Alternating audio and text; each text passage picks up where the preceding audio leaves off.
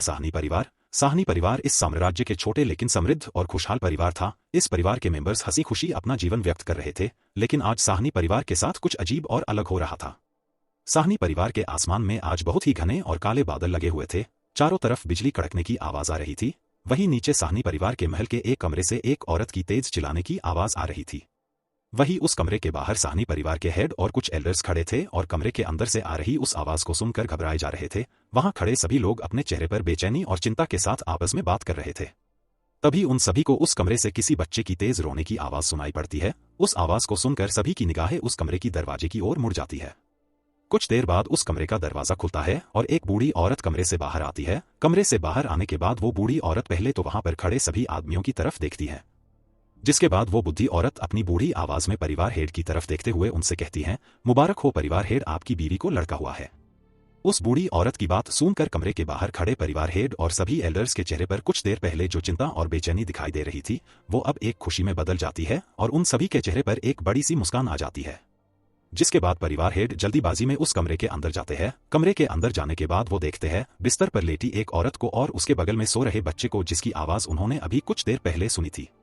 उस बच्चे और उस औरत को ऐसे देखकर परिवार हेड के अंदर भावनाओं का एक सैलाब सा दौड़ गया और वो एक गहरी सोच में डूब गए। जिस खूबसूरत औरत को उन्होंने हमेशा ही हंसते हुए देखा था, आज उस औरत को इस हाल में देखकर उनके दिल के अंदर सुई चुभने जैसा दर्द हुआ। लेकिन फिर उस छोटे और मासूम बच्चे के बारे में सोचकर उनका वो दर्द थोड़ा कम हुआ और उन्हें बेइंतहा खुशी महसूस हुई। जिसके बाद परिवार हेड उस बच्चे को अपनी गोद में लेने के लिए अपने हाथों को उस बच्चे की ओर आगे बढ़ाया। लेकिन इससे पहले कि वो उस बच्चे को अपने हाथों में ले पाते कि उनकी नजर उस बच्चे के दाएं हाथ पर गई और उनकी आंखें हैरानी में बड़ी हो गई। परिवार हेड ने देखा उस बच्चे के हाथ पर एक कमल का निशान बना हुआ है। उस बच्चे के हाथ पर बने कमल के निशान को देखकर वो हैरान ही थे कि तभी उन्होंने देखा कि उस बच्चे के शरीर से प्रकाश की किरणें निकलने लगी और बाहर से तेज रफ्तार में शक्तियां खींचते हुए उस बच्चे के शरीर में जाने लगी। वो शक्तियां उस बच्चे के पूरे शरीर से होते हुए उसके हाथ पर बने उस कमल के निशान में जाने लगती है और उस कमल के निशान से एक तेज प्रकाश की बिंब निकलकर आसमान की ओर जाने लगी।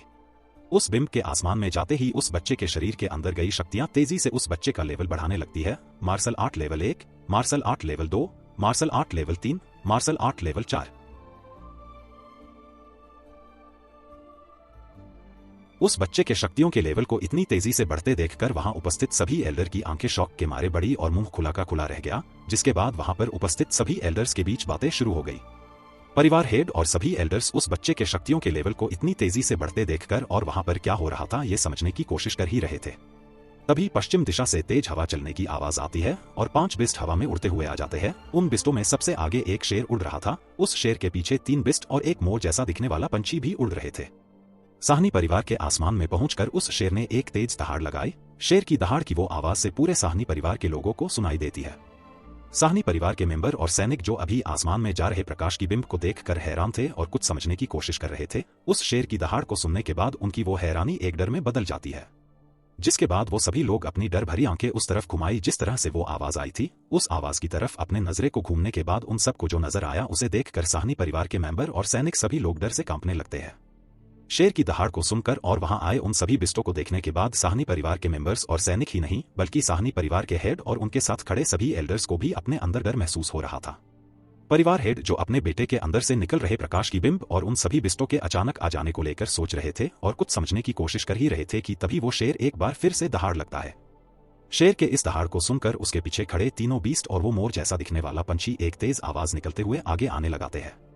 उन बिस्टों की वो आवाज पूरे साहनी परिवार में गूंज जाती है। जिसके बाद वो सभी बीस्ट और वो मोर जैसा दिखने वाला पंछी अपने मुंह के आगे शक्तियां इकट्ठा करते हुए उस तरफ हमला करते हैं जिस तरफ से प्रकाश की बिंब निकलकर आसमान की ओर जा रहा थी। उन सभी बिस्टों की शक्तियों से किया गया वो हमला जाकर वहां के बिल्डिंगों से टकराती है। उन सभी बिल्डिंग से शक्तियों के वो हमले टकराने के बाद वो सभी बिल्डिंग्स टूटकर मलबे के ढेर में बदल जाती है। उन बिस्टों के हमले से बिल्डिंगों को इतनी आसानी से टूटते देखकर सहनी परिवार के सभी लोगों के गले सीखने लगे। जिसके बाद वो सभी लोग अपनी जान बचाने के लिए डर से चिल्लाते हुए इधर उधर भागने लगे और छुपने के लिए सुरक्षित जगह ढूंढने लगे। लेकिन वो सभी लोग अपनी जान बचाने के लिए और छुपने के लिए किसी सुरक्षित जगह को ढूंढ ही रहे थे कि उन सबको दिखाई दिया 20 फीट बड़ा शक्तियों से बना एक मुक्का आकार उन बिस्टों में से एक बिस्ट से टकराता है और उस बिस्ट के मुंह से एक भरी आवाज निकलती है जो पूरे साहनी परिवार में गूंज जाती है। जिसके बाद वो बिस्ट उस मुक्के के इम्पैक्ट से दूर जा गिरता है। सभी लोग जो अपनी जान बचाकर भाग रहे थे और छुपने के लिए सुरक्षित जगह ढूंढ रहे थे अब वो सब अपने अपने जगह पर ही रुक जाते हैं। जिसके बाद उन्होंने देखा कि लाल कपड़े पहना एक आदमी दक्षिण दिशा से हवा में उड़ते हुए साहनी परिवार के आसमान में आकर हवा में ही खड़ा हो जाता है। वो आदमी जो अभी अभी आया था और हवा में उड़ रहा था, उसी आदमी ने ही कुछ समय पहले अपने शक्तियों के मुक्के से उस बीस्ट पर हमला किया था। उन सभी बिस्टों और अभी अभी आए उस अनजान आदमी को हवा उड़ते देखकर सभी लोग हैरान थे, क्योंकि उन्होंने आज से पहले कभी भी किसी ऐसे आदमी या फिर बिस्ट को नहीं देखा था जो कि हवा में उड़ सकता था। तभी उस आदमी और उन सभी बिस्टों को हवा में उड़ते देखकर साहनी परिवार के एक एल्डर हैरान होते हुए अपनी कांपती हुई आवाज में बोलते हैं, दिव्य शक्तियों के लेवल वाले बिस्ट और दिव्य शक्तियों के लेवल वाला एक आदमी। उस एल्डर की आवाज को सुनकर उसके पास खड़े सब लोग अपनी हैरानी भरी आंखों से देखा कि आसमान में लाल कपड़े पहना एक आदमी हवा में उड़ रहा है। उस आदमी को हवा में उड़ते देखकर साहनी परिवार के हेड भी हैरान थे। हैरान होने के साथ वो थोड़ा डरे हुए भी थे। अपनी हैरानी और डर को काबू करते हुए उन्होंने पहले हवा में उड़ रहे उन सभी बिस्टों को देखा, जिसके बाद उनकी नजरें हवा में उड़ रहे उस अनजान आदमी के ऊपर जाकर रुक गई। उन्होंने देखा कि जो आदमी हवा में उड़ रहा था, उस आदमी के सीने पर एक चमकता हुआ सूर्य का बैज लगा हुआ था। उस आदमी को देखते हुए सभी लोग उस आदमी को पहचानने की कोशिश कर ही रहे थे कि तभी उन सबको एक गरजती हुई आवाज सुनाई देती है।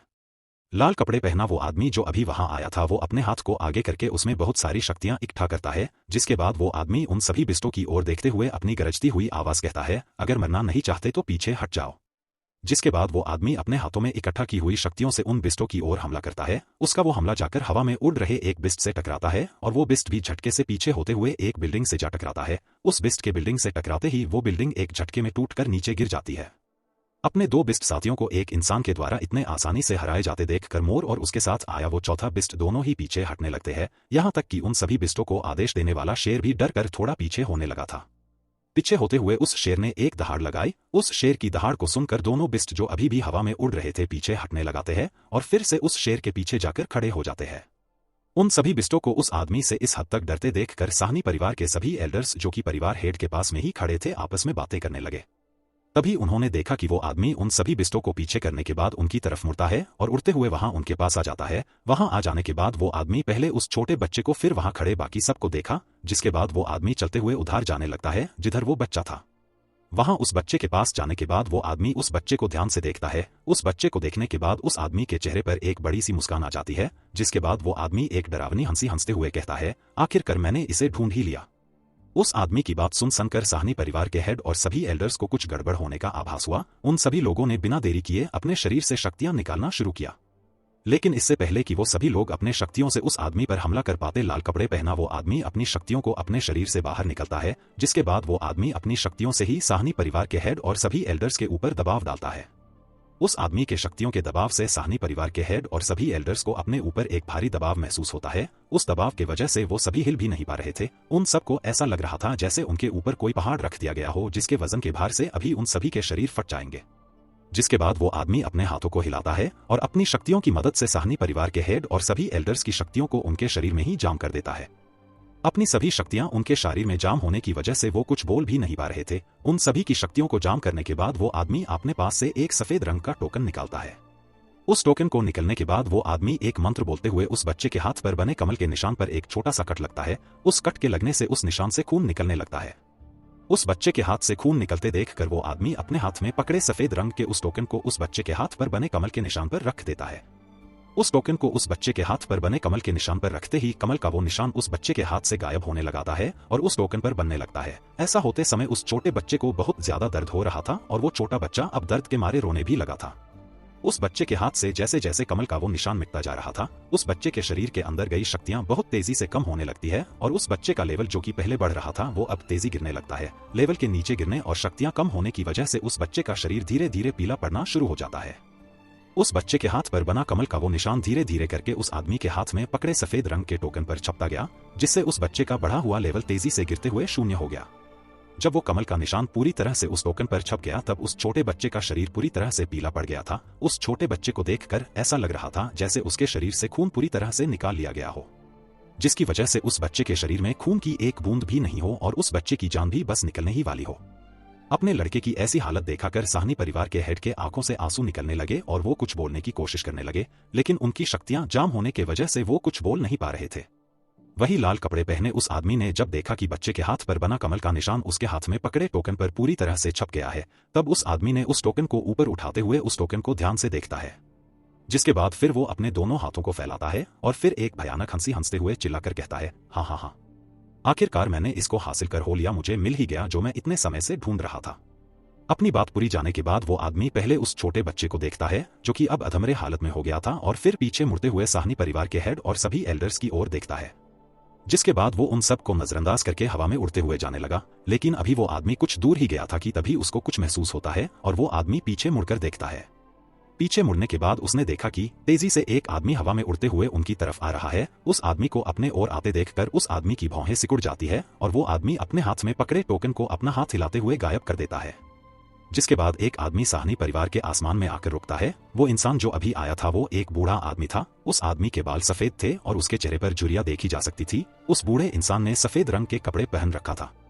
वो बूढ़ा इंसान वहां आने के बाद चारों तरफ अपनी नजरें दौड़ता है और उसकी नजर लाल कपड़े वाले इंसान पर जाकर रुक जाती है। लाल कपड़े पहने उस आदमी को पहचानते और उसको वहां पर देखकर वो बूढ़ा आदमी अपनी आंखें सिकुड़ते हुए अपनी आवाज में नफरत और गुस्सा लाते हुए उस आदमी से कहता है, ब्रिजलान, तुम यहाँ पर क्या कर रहे हो? एक सेकंड, मैंने अभी कुछ देर पहले यहाँ से एक बहुत ही पावरफुल जन्मजात शक्ति महसूस किया था। कहीं तुम इस शक्ति को चुराने तो नहीं आए थे? तुम ऐसा फिर से ये क्यों कर रहे हो? क्या तुम भूल गए कि पिछली बार उस बच्चे की जन्मजात शक्ति को चुराने आए थे, तब तुम्हारा क्या हुआ था? उस बूढ़े आदमी की बात सुनकर लाल कपड़े पहना वो आदमी जिसका नाम ब्रिजलान था वो पहले तो उस बूढ़े को देखता है, जिसके कुछ देर बाद वो बोलता है, बड़े मास्टर आशुदेव, क्या ये तुम ही हो? मुझे विश्वास नहीं होता कि तुम भी यहाँ पर आ गए हो। ये कहने के बाद उसकी आवाज थोड़ी भरी हो जाती है और वो अपनी आवाज में कड़वाहट लाते हुए कहता है, भले ही मैं पिछली बार तुमसे हार गया था और उस बच्चे की जन्मजात शक्ति हासिल करने में नाकामयाब रहा था, लेकिन इस बार मुझे कोई भी नहीं रोक सकता, कोई भी नहीं। अपनी बात पूरी करने के बाद ब्रिजलान जोर जोर से हंसने लगता है। हंसने के बाद ब्रिजलान फिर हवा में ऊपर की ओर उड़ने लगता है। ब्रिजलान को हवा में ऊपर उठाते और उसको वहां से जाते देखकर आशुदेव अपने हाथों में शक्तियां इकट्ठा करते हुए ब्रिजलान से कहते हैं, उस बच्चे की जन्मजात शक्तियां उसको वापस कर, वरना तुम यहां पर मारे जाओगे ब्रिजलान। आशुदेव की बात सुनकर ब्रिजलान हंसते हुए लेकिन कड़वाहट से भरी आवाज में आशुदेव से कहता है, बड़े आशुदेव, इस बार तुम मुझे नहीं रोक पाओगे इस बच्चे की जन्मजात शक्तियां को ले जाने से।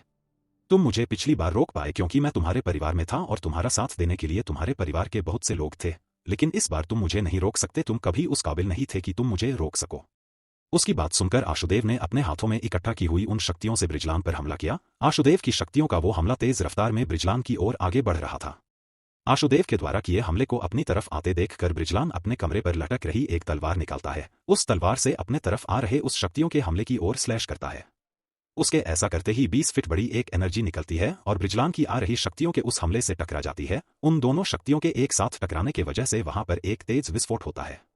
अपने हमले को विफल होता देखकर आशुदेव को गुस्सा आ जाता है और वो भी अपना पास से एक बड़ी सी तलवार को निकलते हैं। अपनी तलवार को निकालने के बाद आशुदेव एक बार फिर अपनी शक्तियों को अपने शरीर से बाहर निकलते हैं, जिसके बाद वो अपनी शक्तियों को अपने हाथ में लकड़ी तलवार में भरने लगते हैं, जिसके बाद वो उस तलवार से ब्रिजलान पर हमला करते हैं। आशुदेव को अपने ऊपर एक बार फिर हमला करते देखकर ब्रिजलान भी अपने तलवार में शक्तियां इकट्ठा करते हुए अपने तरफ आ रहे आशुदेव के हमले की ओर अपना हमला करता है। ब्रिजलान का हमला तेजी से आगे बढ़ते हुए उस हमले से टकराता है। उन दोनों शक्तियों के हमलों के आपस में टकराते ही वहां पर एक बार फिर विस्फोट होता है और उसमें से एक शक्तियों की एक खतरनाक लहर निकलती है। शक्तियों की वो लहर देखते ही देखते पूरे साहनी परिवार के बिल्डिंगों से टकरा जाती है। शक्तियों से निकले उस लहर के बिल्डिंगों से टकराते ही वहां के बहुत सारी बिल्डिंगों पर दरार नजर आने लगती है और फिर देखते ही देखते वो दरार पूरे बिल्डिंग पर फैल जाती है और फिर वो बिल्डिंग्स जो साहनी परिवार के लोगों का घर और सान हुआ करती थी वो अब मलबे के ढेर में बदल जाती है। उन बिल्डिंगों के टूटने के बाद ब्रिजलान अपने पास से एक चमकता हुआ पत्थर निकलता है और उस पत्थर को तोड़ते हुए एक मंत्र पढ़ता है। ब्रिजलान के ऐसा करते ही उसके पीछे एक पोर्टल खुल जाता है। उस पोर्टल के खुल जाने के बाद एक बार पूरे साहनी परिवार को और वहां आए उन 5 बिस्तों को देखता है जिनकी हालत अब बहुत खराब थी। उन सब को देखने के बाद ब्रिजलान एक बार फिर आशुदेव से कहता है, बूढ़े मास्टर आशुदेव, तुम अभी इतने शक्तिशाली नहीं हुए कि मुझे रोक सको। जिसके बाद वो एक राक्षसी हंसी हंसता है और फिर ब्रिजलान उस पोर्टल के अंदर चला जाता है। उसके अंदर जाते ही वो पोर्टल बंद हो जाता है। ब्रिजलान के उस पोर्टल के अंदर जाने और उस पोर्टल बंद होने के बाद आशुदेव अपने नाराजगी को जाहिर करते हुए चिल्लाकर कहते हैं, ब्रिजलान, मैं तुम्हें छोड़ूंगा नहीं। इतना कहने के बाद वो खुद को संभालते हैं और उड़ते हुए उस तरफ चले जाते हैं जहां पर साहनी परिवार के हेड और वो बच्चा था। वहां जाने के बाद उन्होंने देखा कि ब्रिजलान ने वहां उपस्थित सभी की शक्तियों को जाम कर दिया है, तो आशुदेव अपनी शक्तियों की मदद से उन सब के ऊपर लगने वाले उस शक्तियों के दबाव को खत्म करते हैं, जिससे उनकी शक्तियों पर लगा जाम भी खत्म हो जाता है। साहनी परिवार के हेड ठीक होते ही दौड़ते हुए अपने बेटे के पास जाते हैं और उसको देखते हैं। उन्होंने देखा कि उनके बेटे का पूरा शरीर पीला पड़ गया है और वो अधमरी हालत में हो गया है। अपने बेटे को इस हाल में देखकर उनकी आंखों से आंसू निकलने लगते हैं, जिसके बाद वो आशुदेव के पास जाते हैं और उनसे कहते हैं, वरिष्ठ आप मेरे बेटे को बचा लीजिए। ये कहते हुए वो आशुदेव के सामने अपने घुटनों पर बैठ जाते हैं। उन्होंने देखा था कि जब लाल कपड़े पहना वो आदमी उनके बेटे की शक्तियों को चुरा कर ले जा रहा था, तब ये बूढ़ा आदमी उसको रोकने और उससे उन शक्तियों को लौटाने के लिए कह रहा था। इसलिए ही साहनी परिवार के हेड उस आदमी से अपने बेटे को बचाने के लिए कह रहे थे। अपने सामने ऐसे घुटनों पर बैठकर अपने बेटे की जान बचाने के लिए रिक्वेस्ट करते देखकर आशुदेव उस आदमी को उठाते हैं। उस आदमी को उठाने के बाद वो चलते हुए उस बच्चे के पास जाते हैं और उस बच्चे को देखते हैं। उस बच्चे को देखकर ऐसा लग रहा था कि वो बच्चा सांस ही नहीं ले रहा है। उस बच्चे को इस हाल में देखकर आशुदेव अपना हाथ आगे बढ़ते हुए उस बच्चे के छोटे हाथ को पकड़ते हैं और उसमें अपनी शक्तियां भेजते हैं ताकि वो चेक कर सके कि वो बच्चा अभी जिंदा है या फिर मर चुका है। लेकिन उनके ऐसा करते ही उनको एक तेज झटका लगता है और वो 2 कदम पीछे हट जाते हैं। उनको ऐसे पीछे होते देख साहनी परिवार के हेड जो कि सब कुछ देख रहे थे वो उनसे पूछते हैं, क्या हुआ वरिष्ठ, आप ऐसे पीछे क्यों हो गए? उनका सवाल सुनकर आशुदेव अपने हाथ दिखाते हुए उन्हें शांत करते हैं और उनसे कहते हैं, नहीं कुछ नहीं हुआ नहीं है, बस मैंने आज तक जितने भी छोटे बच्चों को देखा है उन सब में इस बच्चे की आत्मा सबसे ज्यादा ताकतवर और मजबूत है। अपनी बात कहने के बाद आशुदेव अपने पास से एक छोटी सी बोतल बाहर निकलते हुए उस बोतल का ढक्कन खोलते हैं। उसके बोतल के ढक्कन का खोलते हो वहां उस कमरे में चारों तरफ एक बहुत ही मोहक खुशबू और एक शक्तिशाली शक्ति फैल जाती है। उस खुशबू और उस शक्ति को महसूस करके वहां के सभी लोगों को ऐसा लग रहा था कि उनका लेवल अभी बढ़ जाएगा। ऐसा महसूस करते हुए वो एल्डर्स उस बूढ़े आदमी के हाथ में पकड़े उस बोतल को देखते हैं।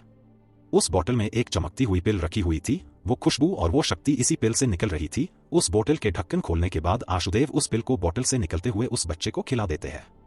आशुदेव जैसे ही वो पिल उस बच्चे को खिलाते हैं तो उस बच्चे का शरीर जो कि पीला पड़ गया वो शरीर अब धीरे धीरे सामान्य होने लगता है। उस बच्चे को सामान्य होते देखकर सब लोग खुश हो ही रहे थे कि तभी उस बच्चे के शरीर से एक बार फिर रोशनी निकालने लगती है और उसके हाथ पर फिर से कमल का निशान बनने लगता है, जिसके बाद बाहर से फिर एक बार तेज रफ्तार में शक्तियां खींचते हुए उस बच्चे के शरीर में जाने लगती है। ऐसा होते ही उस कमल से एक प्रकाश की बिंब निकलकर आसमान की ओर जाने लगती है और उस बच्चे का लेवल जो कि 0 हो गया था वो एक बार फिर बढ़ने लगता है।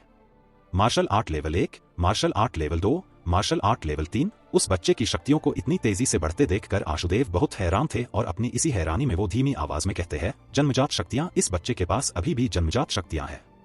आशुदेव ने जब ये बात कहा कि उस बच्चे के पास अभी भी जन्मजात शक्तियां हैं तो वहां उपस्थित सभी एल्डर्स और साहनी परिवार के हेड कंफ्यूज नजर आने लगे। जिसके बाद साहनी परिवार के हेड आशुदेव से पूछे, वरिष्ठ ये जन्मजात शक्तियां क्या होती है और इसका मेरे बेटे से क्या संबंध है? उनकी सवाल को सुनकर सभी एल्डर्स आशुदेव की ओर देखने लगे और उसके कुछ कहने का इंतजार करने लगे, जिस पर आशुदेव उन्हें बताते हैं, जन्मजात शक्तियां किसी को उसके जन्म के समय ही मिलता है। जब किसी बच्चे का जन्म होता है तब उस बच्चे के शरीर के अंदर बह रहे खून की शक्तियां एक्टिवेट हो जाती है और जन्म के समय ही उसकी शक्तियां बहुत ज्यादा बढ़ जाती है। जैसे आपके बेटे के जन्म के समय ही उसके अंदर बह रहे खून की शक्तियां एक्टिवेट हो गई है, जिससे इसकी शक्तियां इतनी ज्यादा बढ़ गई है जिससे कि वो बच्चा आगे चलकर बहुत ही तेजी से अपने शक्तियों के लेवल को बढ़ा सकता है। लेकिन आपके बेटे को जन्मजात शक्तियां मिलने के साथ साथ उसकी आत्मा भी बहुत ज्यादा शक्तिशाली है। अभी आशुदेव उन सब जन्मजात शक्तियों के बारे में समझा ही रहे थे कि उस बच्चे के शरीर से प्रकाश निकालना बंद हो जाता है। प्रकाश निकालना बंद होते ही उस बच्चे के शरीर से निकलकर आसमान में जा रही रोशनी की बिंब भी खत्म हो जाती है और उस बच्चे का लेवल जो अब तक मार्शल आर्ट लेवल 9 को पर करते हुए चक्रीय लेवल में पहुंच गई थी, वो लेवल बढ़ना भी बंद हो जाता है। जिसके बाद वहां पर एक शक्तियों का एक विस्फोट होता है। जो विस्फोट अभी हुआ था वो बहुत बड़ा विस्फोट तो नहीं था जिससे किसी को चोट लग सके, लेकिन वो विस्फोट उस बच्चे के शरीर में हुआ था। इसलिए ही सभी लोग बहुत ज्यादा डर गए थे और उस बच्चे को ही देखे जा रहे थे। उन सब ने देखा कि उस बच्चे का शरीर जो पहले पीला पड़ गया था वो अब सामान्य हो गया था। उस बच्चे के अंदर गई सभी शक्तियां खत्म हो गई थी। इसके साथ ही उस बच्चे का लेवल चक्रीय लेवल से घटकर एक बार फिर से 0 हो गया था।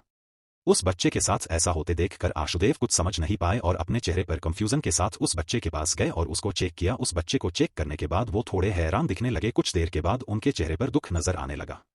आशुदेव के चेहरे का एक्सप्रेशन बदलते देखकर साहनी परिवार के हेड समझ गए कि कुछ गड़बड़ है। इसलिए वो हड़बड़ाते हुए उस बूढ़े आदमी से पूछते हैं, वरिष्ठ क्या हुआ, क्या कोई प्रॉब्लम है? साहनी परिवार के हेड का सवाल सुनकर आशुदेव अपने जगह से उठते हैं और उस तरफ जाते हैं जहां पर साहनी परिवार के हेड और सभी एल्डर्स खड़े थे। उस बूढ़े आदमी को अपने तरफ आते देखकर परिवार हेड आगे आते हैं और विनम्र आवाज में उनसे कहते हैं, वरिष्ठ मैं साहनी परिवार का हेड राजा किशोर हूं। इतना कहने के बाद वो कुछ देर चुप रहते हैं, फिर अपनी बात जारी रखते हुए ही कहते हैं, वरिष्ठ मेरा बेटा अब कैसा है और वो दूसरा एक्सपर्ट कौन था और वो मेरे बेटे की जन्मजात शक्तियां क्यों चुराने आया था? परिवार हेड यानी राजा किशोर के पूछे प्रश्नों के जवाब में आशुदेव उन्हें बताते हैं, वो दूसरा एक्सपर्ट जो यहाँ पर आपके बेटे की जन्मजात शक्तियां चुराने आया था उसका नाम ब्रिजलान है और वो एक बहुत ही बड़े और ताकतवर परिवार का सदस्य है। वो आपके बेटे की जन्मजात शक्तियों का क्या करेगा मुझे ये तो नहीं पता, लेकिन मैं उसको जनता हूँ क्योंकि मैंने उसको पहले भी एक बच्चे की जन्मजात शक्तियों को चुराने से रोका था। हालांकि इस बार मैं कामयाब रहा आपके बेटे की जन्मजात शक्तियों को बचाने में, लेकिन मैंने उसको एक पिल खिला दी है जिससे ये ठीक हो जाएगा। लेकिन इस पिल को खाने से आपके बेटे के साथ कुछ बुरी बात भी हुई है। जब मैंने वो पिल आपके बेटे को खिलाई तब उस पिल की अंदर भरी बहुत ज्यादा शक्तियों को आपके बेटे के शरीर के अंदर शक्तियां बहाने का रास्ता बर्दाश्त नहीं कर पाया और आपके बेटे की शक्तियां बहाने का रास्ता टूट गया है, जिसके कारण आपका बेटा भविष्य में कभी साधना नहीं कर सकता और न तो कभी अपनी शक्तियों का प्रयोग कर सकता है। राजा किशोर ने जब ये सुना कि उनका बेटा जिसका जन्म आज ही हुआ था वो भविष्य में कभी साधना नहीं कर पाएगा, तब उनका पूरा शरीर ढीला पड़ गया और वो अपने जगह पर गिरने ही वाले थे कि तभी उनके पीछे खड़े एल्डर्स में से एक ने उन्हें पकड़ और गिरने से बचाया। वैसे तो साहनी परिवार के हेड बड़े से बड़े और शक्तिशाली दुश्मनों के सामने भी कभी नहीं झुके, लेकिन जब उन्होंने ये सुना कि उनका बेटा साधना नहीं कर पाएगा तब वो खुद को संभाल नहीं पाए। राजा किशोर को इस हाल में देखकर एक एल्डर आगे आते हुए आशुदेव से पूछते हैं, वरिष्ठ, क्या इस बच्चे की टूटी हुई शक्तियों के रास्ते को ठीक करने का कोई इलाज नहीं है? उस एल्डर की बात सुनकर आशुदेव अपना सरनामे हिलाते हुए उनको बताते हैं, नहीं, मुझे नहीं पता है ऐसे किसी भी तरीके के बारे में जिससे किसी की टूट चुकी शक्तियों के रास्ते को जोड़ा जा सके, और न मैंने कभी सुना या देखा है ऐसा कुछ होते हुए। आशुदेव और उस एल्डर की बात सुनकर राजा किशोर आशुदेव से पूछते हैं, जो अब तक खुद को थोड़ा संभाल चुके थे, तो क्या मेरा बेटा कभी साधना नहीं कर पाएगा? जिसके जवाब में आशुदेव उनसे कहते हैं, हाँ, आप यही समझ लीजिए कि ये बच्चा भले अब सभी सामान्य लड़कों की तरह बोल पाएगा, चल पाएगा, लेकिन कभी शक्तियों का इस्तेमाल नहीं कर पाएगा। लेकिन ये बात आपके बेटे के साथ पूरी तरह से लागू नहीं होता। इसका कारण यह है कि आपके बेटे की आत्मा बहुत ज्यादा शक्तिशाली है और आपके बेटे के शरीर के अंदर महान संतों के खून का अंश है, जिससे यह हो सकता है कि समय के साथ साथ आपके बेटे की टूटी हुई शक्तियों को बहाने का रास्ता ठीक हो जाए, लेकिन ऐसा होने की संभावना न के बराबर है। जब सबने ये सुना कि इस बच्चे की शक्तियों बहाने का टूटा हुआ रास्ता ठीक हो सकता है, तब उनकी उदासी थोड़ी कम हुई और उन्होंने राहत की सांस ली। जिसके बाद साहनी परिवार के हेड और सभी एल्डर्स ने आशुदेव से अपने कुछ और सवाल पूछा। आशुदेव ने भी उनसे पूछे सभी सवालों के जवाब दिया। उन सब के सभी सवालों के जवाब देने के बाद आशुदेव उस तरफ मुड़ते हैं जिस तरह जंगल से आए वो सभी बिस्ट थे। उस तरफ मुड़ने के बाद आशुदेव हवा में ऊपर की ओर उड़ने लगते हैं और उड़ते हुए ही वो उन बिस्टों के पास पहुंच जाते हैं। बिस्टों के पास पहुंचकर आशुदेव उन बिस्टों से कुछ कहते हैं और अपने पास से कुछ निकलकर उन सबको देते हैं। उन सभी बिस्टों को कुछ देने के बाद वो अपने पास से कुछ टोकन निकलते हैं। उन टोकन को निकलने के बाद वो उन टोकन को उन सभी बिस्टों के माथे पर रखते हैं। आशुदेव के उन सभी बिस्टों के माथे पर उन टोकन को रखते ही वो सभी टोकन चमकने लगते हैं। ऐसे ही कुछ देर तक वो टोकन चमकते रहते हैं, जिसके कुछ देर बाद आशुदेव उन सभी टोकन को वापस लेते हैं और वापस वहां आ जाते हैं जहां पर राजा किशोर और सभी एल्डर्स खड़े थे। वापस उनके पास आने के बाद आशुदेव अपने पास से 5 टोकन निकलते हुए राजा किशोर को देते हैं और उनसे कहते हैं, इस टोकन में उन सभी बिस्टों की आत्मा एक एक अंश सिल है। ये सिल इन सभी बिस्ट की आत्मा को 5 साल तक इस टोकन में कैद रहेगा। इतना कहने के बाद आशुदेव एक उस बच्चे को देखते हैं, फिर अपनी बात जारी रखते हुए कहते हैं, आप सबको तो पता ही होगा कि इस दुनिया में ताकतवर लोगों और बड़े परिवारों का ही राज चलता है और वो सभी कमजोर लोगों और छोटे परिवारों को लूटते रहते हैं।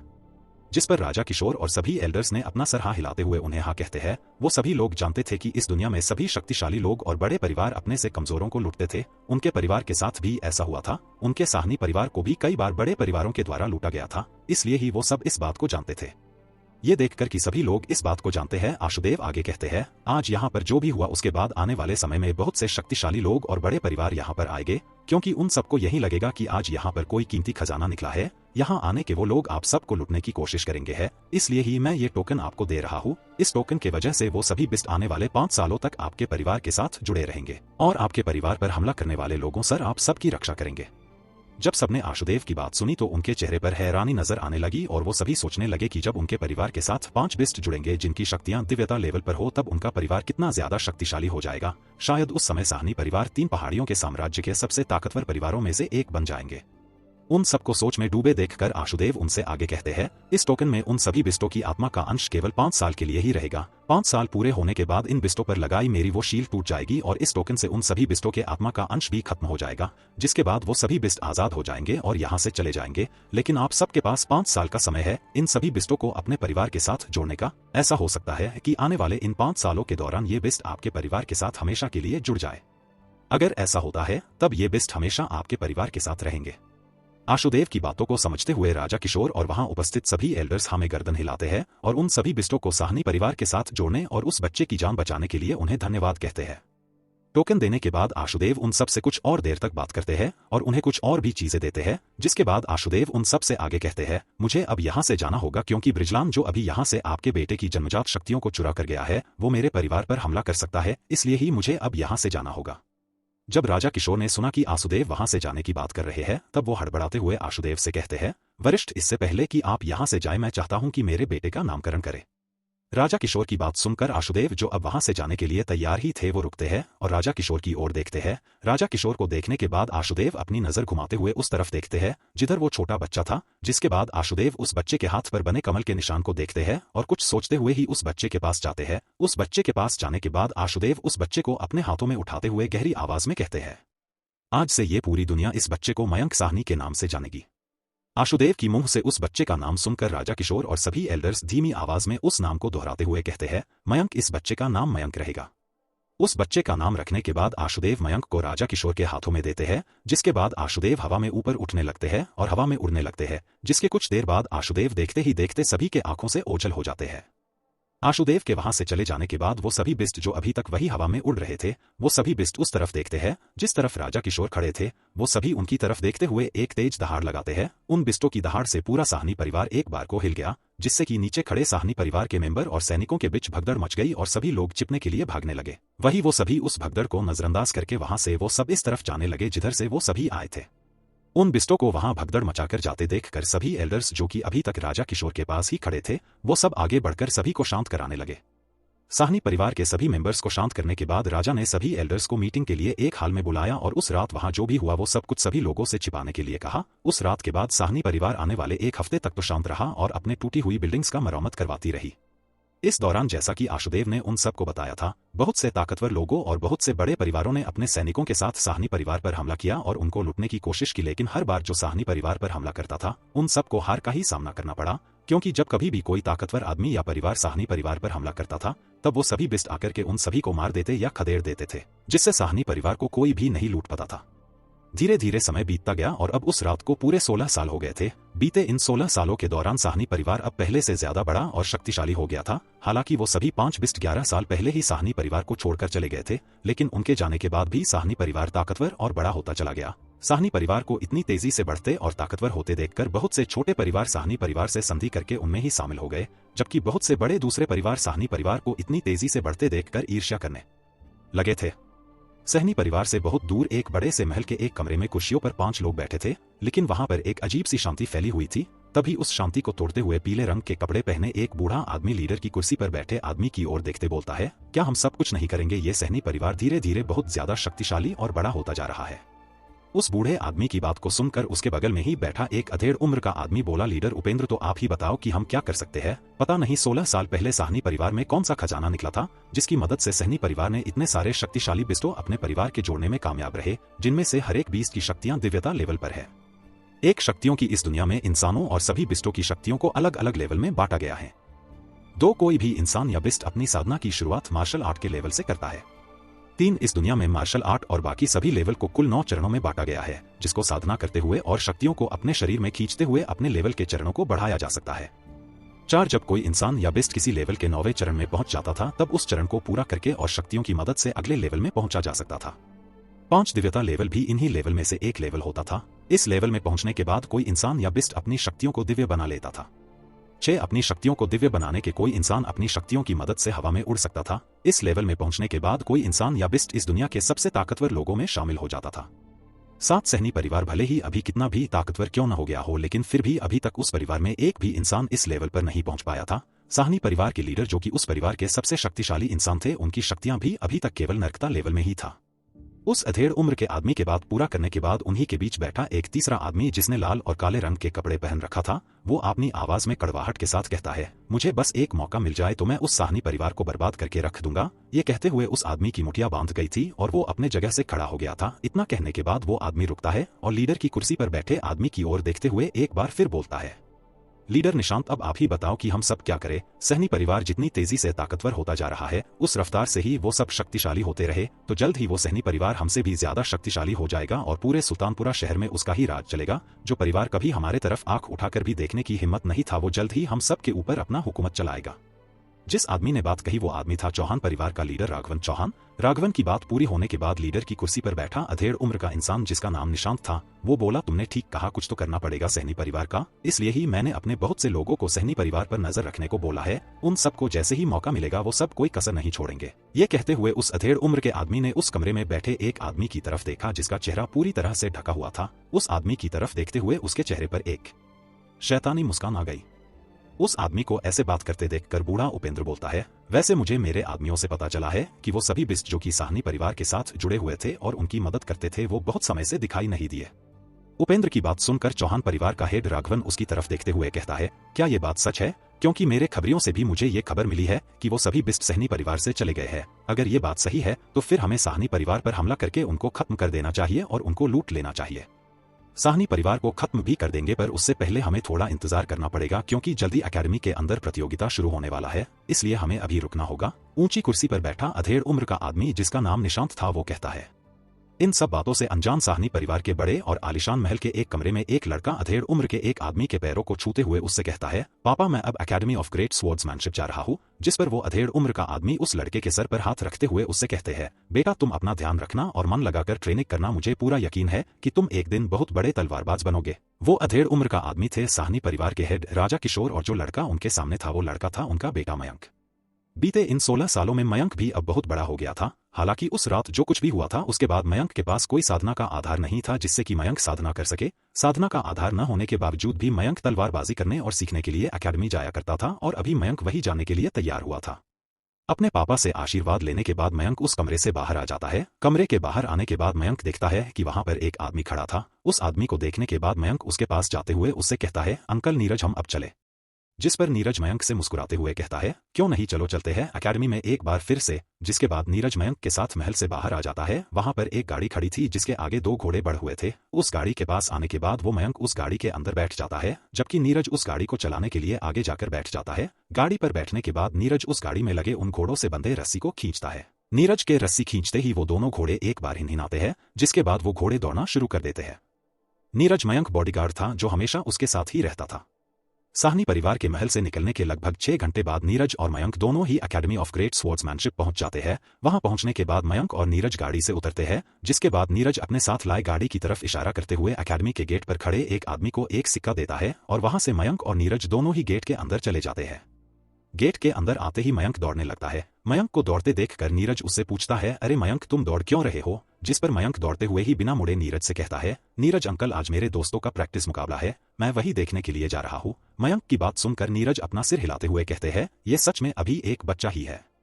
वही मयंक दौड़ते हुए ही एक बैटल अरेना के पास आ जाता है। वहां आने के बाद मयंक देखता है कि बैटल अरेना में 2 लड़के आपस में लड़ रहे थे। मयंक उन दोनों लड़की को पहचानते हुए मन ही मन कहता है, लगता है अभी तक उनकी बारी नहीं आई है। ये कहने के बाद वो एक गहरी सांस लेता है, जिसके बाद वो जाकर वही पास के एक कुर्सी पर बैठ जाता है। कुछ देर के बाद अरेना के अंदर चल रहा मुकाबला खत्म होता है, जिसके बाद 2 लोग अपने हाथों में तलवार लिए आते हैं। उन दोनों में से एक लड़की थी जो दिखने में बहुत ही ज्यादा खूबसूरत लग रही थी। उस लड़की के अरेना में आते ही मयंक उसको पहचान जाता है और चिल्लाते हुए उस लड़की से कहता है, सोनाक्षी मैं आ गया तुम्हारा प्रैक्टिस मैच देखने के लिए। जब उस लड़की ने जानी पहचानी आवाज में अपना नाम सुना तब उस लड़की ने आवाज की दिशा में देखा। उस लड़की ने देखा कि एक लड़का उसका नाम लेते हुए उसकी तरफ अपना हाथ हिला रहा था। उस लड़के को देखते ही उस लड़की के चेहरे पर एक बड़ी सी मुस्कान आ जाती है, जिसके बाद वो लड़की भी उस लड़के को देखते हुए अपना हाथ हिलाती है। वही अरेना के बाहर लगे कुर्सियों पर कुछ और लड़के बैठे हुए थे। जब उन सब ने सोनाक्षी को उस लड़के की तरफ देखकर हाथ हिलाते देखा तब उन सबको थोड़ा गुस्सा आने लगा और उन्हीं में से एक लड़का अपनी आवाज में नफरत के साथ बोला, ये लड़का पता नहीं इसके पास ऐसा क्या है जिससे सोनाक्षी हमेशा इसके साथ ही रहती है। इस लड़के के पास न तो कोई साधना का आधार है और न ही तो इसके पास कोई शक्तियां हैं। उस लड़के की बात को सुनकर उन सभी लड़कों के बीच बैठा एक लड़का जोर से अपना हाथ अपने सामने रख के कुर्सी पर मारते हुए कहता है, मैं उस मयंक को जन से मार दूंगा। उस लड़के के उस कुर्सी पर मारने की वजह से वो कुर्सी बीच से मुड़ गई थी। मयंक सोनाक्षी को अरेना में आते देखकर बहुत ज्यादा खुश था और अपने जगह पर बैठे बैठे ही उसको चेयर अप कर रहा था। तभी एक लड़का चलते हुए मयंक के पास आता है। उस लड़के ने अपने हाथों में एक तलवार पकड़ रखा था। मयंक के पास आने के बाद वो मयंक के कंधे पर हाथ रखते हुए उससे कहता है, भाई कब तक तू देखते हुए बस उसको चेयर अप करता रहेगा? पिछले साल जब वो यहाँ पहली बार आई थी तब से लेकर आज तक तू उसको बस देख ही रहा है। ये बोलते हुए वो लड़का जाकर मयंक के बगल में बैठ जाता है। उस लड़के की बात सुनकर मयंक पहले तो उस लड़के को एक बार देखता है, जिसके बाद वो उस लड़के से कहता है, आदर्श अब तू तो सब जानता ही है कि मैं सोनाक्षी को पसंद करता हूँ, लेकिन तू ये भी जानता है कि मैं उससे अपने दिल की बात क्यों नहीं बोल पाता हूँ। मेरे पास साधना का कोई आधार नहीं है और न तो मेरे पास कोई शक्तियाँ हैं। अगर मैंने उसको अपने दिल की बात कही और वो मुझे पसंद न करती हो तब ऐसा हो सकता है कि वो हम सबको छोड़ के चली जाए। मेरे पास केवल कुछ ही दोस्त है और मैं अपने दोस्तों को खुद से दूर नहीं करना चाहता।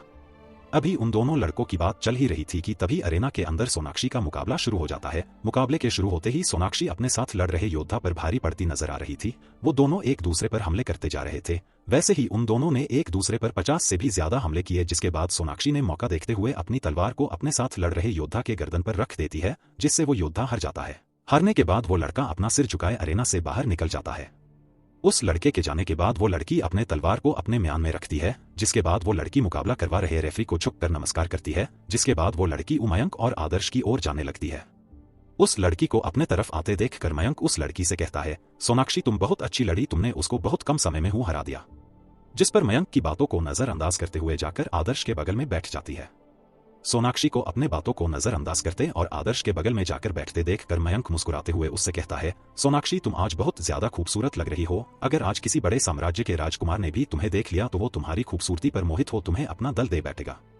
मयंक की बात सुन सोनाक्षी के गाल शर्म से गुलाबी पड़ जाते हैं और वो अपने चेहरे को छिपाने के लिए दूसरी दिशा में मुड़ जाती है। इसके बावजूद वो मयंक से कुछ नहीं बोलती है। फिर से अपनी बातों नजरअंदाज करते देख मयंक उससे कहता है, हम सब की प्यारी सोनाक्षी कुछ तो बोलो ना मुझसे। जिस पर सोनाक्षी मयंक की ओर मुड़ते हुए थोड़ी गुस्से में उससे कहती है, मैं नाराज हूं तुमसे, जाओ, मुझे तुम्हारे साथ कोई बात नहीं करनी। इतना कहने के बाद वो फिर से अपना चेहरा दूसरी दिशा में मोड़ लेती है। सोनाक्षी की बात सुनकर मयंक के चेहरे पर हल्की मुस्कान आ जाती है, लेकिन वो खुद को शांत करते हुए एक बार फिर उससे पूछता है, पर सोनाक्षी हमसे क्यों नाराज है? जिस पर सोनाक्षी अपनी आवाज में थोड़ी नाराजगी के साथ ही पूछती है, 2 दिन पहले तुम हमें बिना कुछ बताए कहाँ चले गए थे? पता है, हमारी न होने की वजह से हमें सब कुछ कैंसिल करना पड़ा, इसलिए मैं तुमसे नाराज हूँ। सोनाक्षी की बात सुनकर मयंक के चेहरे की मुस्कान एक पछतावे भरी मुस्कान में बदल जाती है और वो अपनी पछतावे वाली आवाज में ही सोनाक्षी से कहता है, मुझे माफ करना, पर मुझे जल्दबाजी अपने घर साहनी परिवार वापस जाना पड़ा, इसलिए ही मैं तुम सबको कुछ बता नहीं पाया और तुम सबको अपना प्लान को कैंसिल कराना पड़ा। उन दिनों की बात सुन उनके पास में ही बैठा आदर्श मन ही मन हंस रहा था। इतना कहने के बाद फिर मयंक उनसे पूछता है, वैसे अमृत कहाँ पर है? वो दिखाई नहीं दे रहा। मयंक को अमृत के बारे में पूछते देख आदर्श मयंक को बताता है, अमृत अभी एक एल्डर के साथ में साधना कर रहा होगा। एल्डर बता रहे थे कि वो बहुत जल्द ही अपना लेवल पर करने वाला है। अमृत के बारे में बताने के बाद आदर्श मयंक से पूछता है, तुम्हें इतनी जल्दीबाजी में साहनी परिवार वापस क्यों जाना पड़ा, क्या तुम हमें बताओ? आदर्श का सवाल सुनकर सोनाक्षी भी उत्सुकता के साथ मयंक को देखने लगती है और मयंक के कुछ कहने का इंतजार करने लगती है। आदर्श के पूछे सवाल के जवाब में मयंक उन सबको बताता है, मेरे पापा ने एक डॉक्टर को बुलाया था मेरे शक्तियां बहाने के रास्ते को चेकअप करने के लिए, इसलिए मुझे जल्दबाजी में यहां से जाना पड़ा। आदर्श और सोनाक्षी ने जब सुना कि मयंक चेकअप के लिए गया था तब उनकी आंखों में एक चमक नजर आने लगी और सोनाक्षी मयंक से उत्साहित होते हुए पूछती है, तो क्या डॉक्टर ने कोई तरीका बताया जिससे कि तुम भविष्य में साधना कर सकोगे? सोनाक्षी का सवाल सुनकर मयंक के चेहरे पर उदासी नजर आने लगती है और वो अपने चेहरे पर एक झूठी मुस्कान लेट हुए कहता है, उस डॉक्टर ने कहा कि उसके पास ऐसा कोई तरीका या इलाज नहीं है जिससे कि मेरी टूटी हुई शक्तियों का रास्ता ठीक हो सके। मयंक के मुंह से ठीक न होने की बात सुनकर आदर्श और सोनाक्षी के चेहरे पर भी हल्की उदासी नजर आने लगी और सभी लोग चुप हो जाते हैं। कुछ देर चुप रहने के बाद सोनाक्षी उस चुप्पी को तोड़ती हुई कहती है, तो क्या हुआ जो तुम अभी भी साधना नहीं कर सकते? पहले के ही तरह हम सब एक साथ मिलकर प्रैक्टिस फाइट करेंगे और अपने विरोधियों को हराएंगे। अभी वो तीनों आपस में बात कर ही रही थे कि उन्होंने देखा 5 लोगों का एक ग्रुप अपने हाथों में तलवार लिए उनकी तरफ ही चले आ रहे थे। जब वो 5 लोग मयंक और उसके साथियों के पहुंचते हैं तब उनमें से एक लड़का हंसते हुए उनसे कहता है, सहनी परिवार का कमजोर और लाचार राजकुमार जो कभी साधना नहीं कर सकता और जिसने कभी सिंगल मैचों में भाग तक नहीं लिया, उस जैसे कमजोर लड़के को लेकर तुम सब ग्रुप मैचेस जीतना चाहते हो? क्या मजाक है? उन सबको अपनी तरफ आते और उस लड़के को मयंक के बारे में ऐसा बोलते देख आदर्श की भौहें सिकुड़ जाती है और वो अपने जगह से खड़ा होते हुए बोलता है, अमन तुम्हें क्या फर्क पड़ता है कि हम किसके साथ मिलकर अपने ग्रुप मैसेज को खेलते हैं और जीतते हैं? आदर्श की बात के जवाब में वो लड़का जिसका नाम अमन था वो कहता है, भले ही तुम्हें फर्क नहीं पड़ता हो लेकिन हमें फर्क पड़ता है। आदर्श, हम सब नहीं चाहते कि मिस सोनाक्षी तुम जैसे कमजोर लोगों के साथ रहकर अपना मुकाबला लड़े और वो उस मुकाबले को हारे, इसलिए हम चाहते हैं कि मिस सोनाक्षी हमारे साथ जुड़ जाए। अमन की बात सुनकर सोनाक्षी आगे आते हुए उस लड़के से कहती, अमन तुमने जो ऑफर दिया है वो सच में बहुत अच्छा है, पर मुझे माफ करना क्योंकि मैं तुम सब के साथ नहीं जुड़ना चाहती। मैं अपने दोस्तों के साथ इस टीम में ही खुश हूँ। सोनाक्षी ने जब अमन से कहा कि वो उनके साथ नहीं जुड़ना चाहती और वो उस टीम के साथ ही खुश है, तब अमन के पीछे खड़े लड़कों में से एक लड़का अपनी आवाज में थोड़ी गुस्से के साथ कहता है, क्या है इन सब में और इनकी इस टीम में ये आदर्श जो कि मार्शल आर्ट लेवल 4 में है, वो लड़का अमृत जो कि अभी तक बस मार्शल आर्ट लेवल 6 में ही पहुंचा है, और ये साहनी परिवार का सबसे छोटा राजकुमार जिसके पास कोई साधना का आधार ही नहीं है ताकि वो साधना कर सके और अपने शक्तियों को जागृत करके एक योद्धा बन सके। इन सब नमूनों के साथ मिलकर तुम ग्रुप मैचेज जीतने का ख्वाब देख रही हो। इतना कहने के बाद वो थोड़ी देर रुकता है और फिर अपनी बात को जारी रखते हुए आगे कहता है, इस टीम के योद्धा अभी बहुत ज्यादा कमजोर है। चलो माना अमृत थोड़ी देर तक टिक भी सकता है, लेकिन इस लड़के मयंक को तो कोई भी अपने एक हमले में हरा सकता है।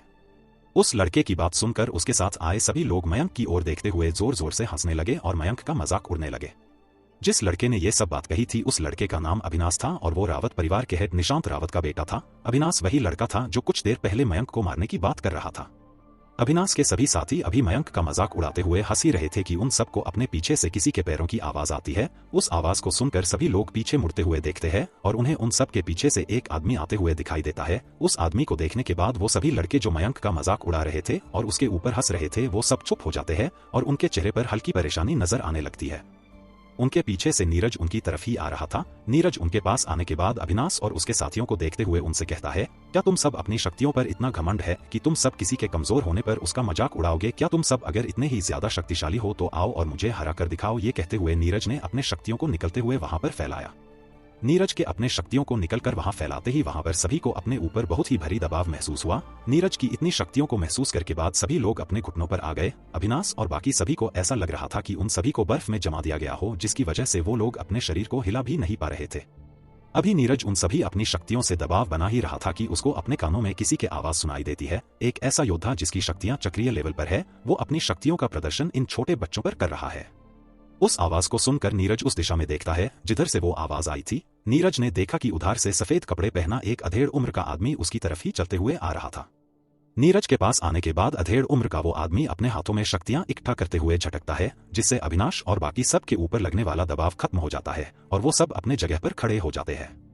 अपनी जगह पर खड़े होने के बाद अविनाश नीरज की ओर उंगली दिखाते हुए गुस्से भारी आवाज में उस अधेड़ उम्र के आदमी से कहता है, एल्डर आपने देखा न कैसे ये आदमी हम सबको अपने सामने झुकाया हुआ था। मैं चाहता हूं कि आप अभी इसको सजा दे। अविनाश की बात सुनकर वो आदमी अविनाश को डांटते हुए उससे कहते हैं, बदतमीज तुम ये कैसे कह सकते हो? तुमने पहले गलती की, इसलिए तुम्हें अपनी गलतियों को सुधारने के लिए उन सभी से माफी मांगनी चाहिए, लेकिन इन सभी से माफी मांगने की बजाय तुम चाहते हो कि मैं इन्हें सजा दूं। उस आदमी की बात सुनकर अविनाश कुछ कहने की कोशिश करता है, लेकिन वो आदमी अविनाश को चुप करा देता है, जिसके बाद वो आदमी अपने हाथों को जोड़ता है। जिसके बाद मयंक और सोनाक्षी की ओर देखते हुए उनसे कहता है, मेरा नाम भानु है और मैं रावत परिवार का एक एल्डर हूँ। मैं इस अकेडमी के अंदर अपने परिवार से आए सभी बच्चों का देखभाल करता हूँ।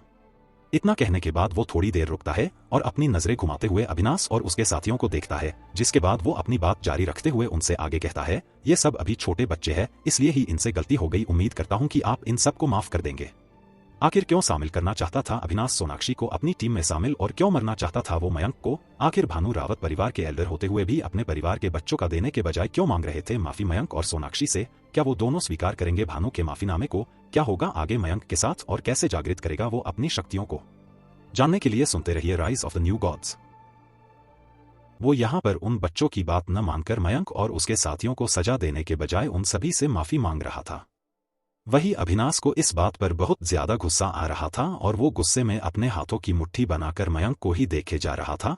तभी भानु अविनाश से कहता है, तुम सब अभी माफी मांगो सभी से। भानु की बात सुनकर अविनाश के सभी साथी अविनाश को देखने लगते हैं। अपने सभी साथियों को अपनी तरफ देखते देख अविनाश भानु से गुस्से भारी आवाज में, हम सब कभी माफी नहीं मांगेंगे। जिस पर भानु उसको अपनी आंखें दिखाते हुए उससे कहते हैं, माफी मांगो वरना मैं एल्डर प्रभुनाथ से तुम सबकी शिकायत करूंगा। एल्डर प्रभुनाथ का नाम सुनकर उन सभी के चेहरे का रंग उड़ जाता है और वो सब न चाहते हुए भी मयंक और उसके साथियों से माफी मांगते हैं। उनसे माफी मांगने के बाद वो सभी लोग वहां से चले जाते हैं। उन सब को वहां से जाते देखकर भानु भी उन्हें अलविदा बोलते हैं और वो भी चले जाते हैं। वहां से जाने के बाद रास्ते में अविनाश एल्डर भानु से पूछता है, एल्डर आपने वहां पर ऐसा क्यों किया? आज आपके वजह से मुझे यानी रावत परिवार के 7वें राजकुमार को इस जैसे कमजोर और निर्बल लड़के से माफी मांगनी पड़ी।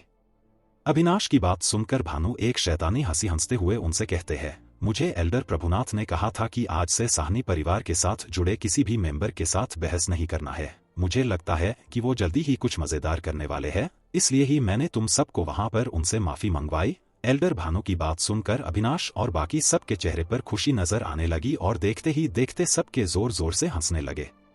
इन सब बातों से अनजान साहनी परिवार के महल के एक बड़े से हॉल में साहनी परिवार हेड राजा किशोर और साहनी परिवार के बहुत से एल्डर्स बैठे हुए थे और किसी बारे में बात कर रहे थे। तभी एक एल्डर बोलते हैं, लीडर, इस बार अकेडमी के अंदर होने वाले प्रतियोगिता में हमारे परिवार की ओर से लड़ने के लिए कौन जाएगा?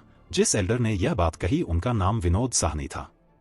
एल्डर विनोद की बात को सुनकर उस हॉल में उपस्थित सभी लोग चुप हो गए और राजा किशोर की ओर देखने लगे। सभी एल्डर्स को अपनी तरफ ही देखते देखकर राजा किशोर उन सब से कहते हैं, पिछली बार के प्रतियोगिता के बाद हमारे योद्धा के साथ जो हुआ था, उसके बाद तो मैं अपने परिवार के किसी योद्धा को इस प्रतियोगिता में भेजना तो नहीं चाहता, लेकिन हम ऐसा नहीं कर सकते, इसलिए हमें किसी को तो भेजना ही होगा ताकि अकेडमी में हमारे परिवार के योद्धाओं को ट्रेनिंग मिलती रहे।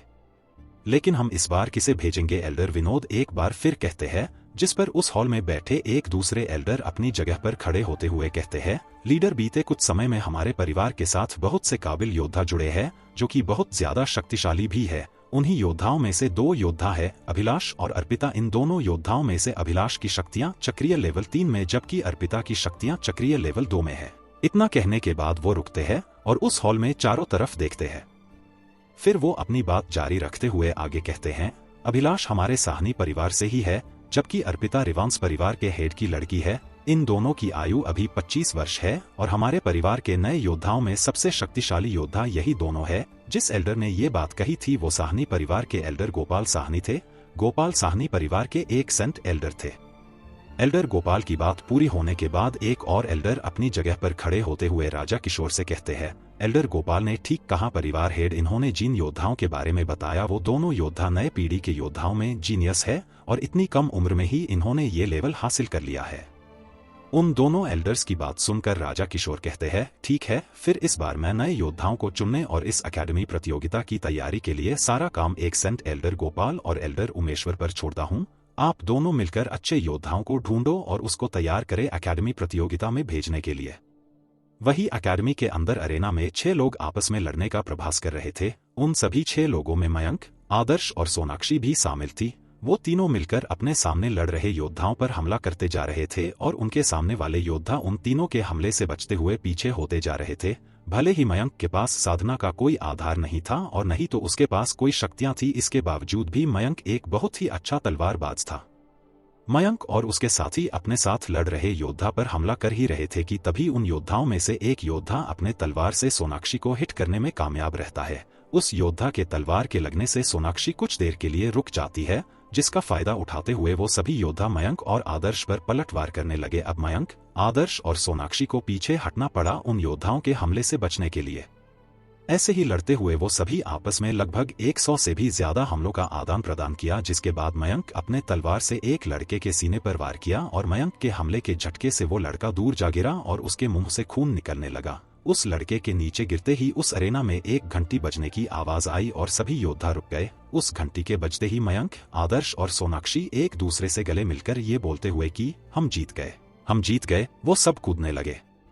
अरेना में प्रैक्टिस मैच के दौरान टीम के किसी योद्धा के गिरते ही घंटी बजा दी जाती थी, जिसका मतलब मैच को रोकना होता था। उस मैच के रुकने का मतलब हार और जीत कंफर्म हो गई है। जिस टीम का योद्धा नीचे गिरता है वो टीम हार जाती थी, जबकि दूसरी टीम जीतने वाली होती थी। इस मैच में मयंक ने अपने हमले से सामने वाली टीम के योद्धा को गिरा दिया था, जिससे मयंक की टीम वो मैच जीत गई थी।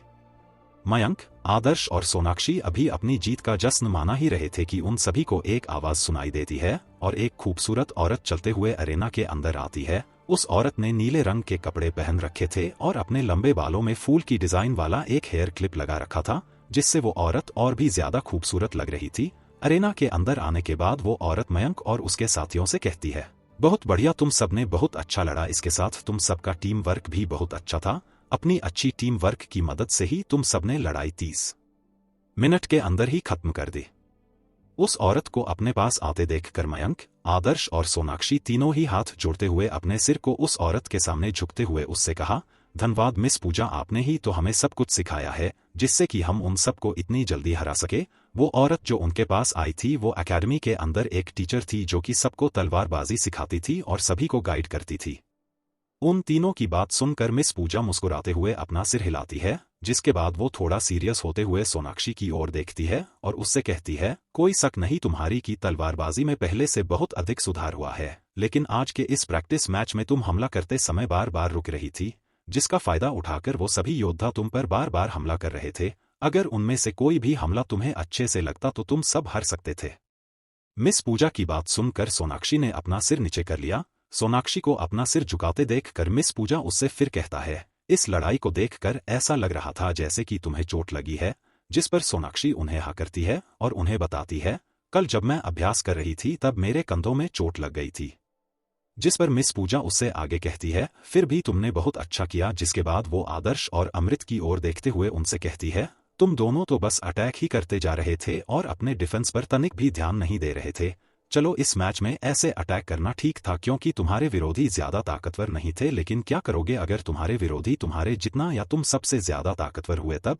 क्या तुम उनसे लड़ भी पाओगे? तुम सब उन योद्धाओं से बहुत ही आसानी से घायल हो जाओगे और मैच से बाहर हो जाओगे। मिस पूजा की डांट सुनकर वो तीनों ही उनसे कहते हैं, हमें माफ कर दीजिए मिस, अगली बार से हम इस बात का ध्यान रखेंगे और बहुत अच्छा करने का प्रयास करेंगे।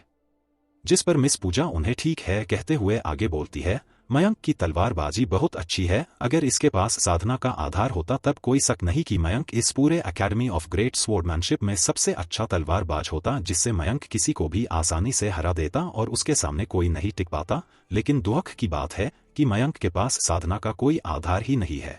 मैं उम्मीद करती हूँ कि जल्द ही मयंक के पास साधना का आधार आ जाए और मयंक इस पूरे एकेडमी ऑफ ग्रेट स्वॉर्डमैनशिप का सबसे बेहतरीन योद्धा बन सके। मिस पूजा की बात सुनकर मयंक उनसे कहता है, मैं पूरा प्रयास करूंगा खुद को और बेहतर बनाने का मिस। जिसके बाद आदर्श और सोनाक्षी भी कहते हैं, हम भी मेहनत करेंगे खुद को और बेहतर बनाने और खुद को साबित करने के लिए। इतना कहने के बाद वो सभी मिस पूजा के साथ अरेना से बाहर जाने लगे। वो दिन बीत जाने के बाद तीसरे दिन अमृत भी उनके पास आ गया। इतने दिनों के लगातार साधना करते हुए अमृत ने अपना लेवल भी लाया था। अमृत जो पहले मार्शल आर्ट्स लेवल 6 पर था, वो अब मार्शल आर्ट्स लेवल 7 में पहुंच गया था। अमृत के आ जाने के बाद उनकी टीम और भी ज्यादा मजबूत हो गई थी, जिससे कि कोई भी टीम उनसे प्रैक्टिस मैच जीत ही नहीं पाती थी। प्रैक्टिस मैच लड़ते हुए ही वो पूरा होता बीत जाता है। एक शाम जब मयंक अपने सभी दोस्तों को अपने साथ अपने साहनी परिवार लेकर जा रहा था, तब एकेडमी से साहनी परिवार जाने के रास्ते में बीच उनके गाड़ी पर शक्तियों के एक गोले से हमला होता है, जिससे उनको अपनी गाड़ी वहीं रोकनी पड़ी। गाड़ी के रुकते ही उस गाड़ी से नीरज बाहर आते हुए उस गाड़ी के बाहर आ जाता है। बाहर आने के बाद नीरज चारों ओर देखते हुए जोर से चिल्लाकर कहता है, कौन है जो हमारे गाड़ी पर हमला करने की कोशिश कर रहा है? सामने आओ। ये कहते हुए नीरज ने अपने हाथों में शक्तियां इकट्ठा करना शुरू कर दिया था। नीरज के इतना कहते ही काले रंग के कपड़े पहने 2 आदमी उनके सामने आ जाते हैं। मयंक और उसके साथियों की गाड़ी पर 2 लोगों ने मिलकर हमला किया था। जिन 2 लोगों ने मयंक और उसके साथियों के गाड़ी पर हमला करके रोका था, उन दोनों ने काले रंग के कपड़े पहन रखे थे और अपने चेहरे पर मास्क लगा रखा था, जिससे कि उनका चेहरा पूरी तरह से छिपा हुआ था। मयंक और उसके साथियों की गाड़ी रोकने के बाद उनमें से एक आदमी दूसरे आदमी से कहता है, हम जो पता करना था वो पता चल ही गया है, इसलिए अब जैसा कि लीडर ने कहा था इस लड़के को खत्म करते हैं और यहाँ से निकलते हैं। अभी वो दोनों आपस में बात कर ही रहे थे कि गाड़ी का दरवाजा खुलता है, जिसमें से 3 लड़के और एक लड़की बाहर आते हैं। वो तीनों लड़के और वो लड़की को अभी बाहर आए थे, वो सब मयंक और उसके साथी थे। मयंक बाहर आने के बाद नीरज से पूछता है, नीरज अंकल ये दोनों कौन है और हम यहाँ पर क्यों रुक गए? जिसके जवाब में नीरज मयंक से कहता है, मयंक आप अपने सभी साथियों के साथ जाकर गाड़ी में अंदर बैठो, मैं अभी सब खत्म करता हूँ और फिर हम सब यहाँ से चलेंगे। नीरज की बात मानकर सभी जाने के लिए मुड़े ही थे कि तभी वो उन आदमियों में से एक आदमी बोलता है, साहो परिवार की तीसरी राजकुमारी और मेहरा परिवार का एल्डर का पोता भी यहाँ पर है। तुम सबको यहाँ पर नहीं होना चाहिए था, लेकिन क्योंकि अब तुम सब यहाँ पर हो तब तुम सबको भी इस लड़के के साथ मरना होगा। उस आदमी की बात सुनकर नीरज, जो कि अब तक अपने हाथों में शक्तियां इकट्ठा कर चुका था, वो उन दोनों आदमियों की ओर देखते हुए अपनी आवाज में कड़वाहट और नफरत लाते हुए पूछता है, तुम दोनों कौन हो और तुमने यहाँ पर हमारी गाड़ी को क्यों रोका है? नीरज को अपने हाथों में शक्तियां इकट्ठा करते और उनसे सवाल पूछते देख वो दोनों आदमी कहते हैं, चक्रीय लेवल 1 का योद्धा हम लगता है। ये लड़का जिसके पास कोई शक्तियां भी नहीं है, उस राजा किशोर को कुछ ज्यादा ही प्यारा है, तभी तो उसने अपने बेटे की रक्षा के लिए एक चक्रीय लेवल 1 का योद्धा रखा है, उसके बॉडीगार्ड के रूप में।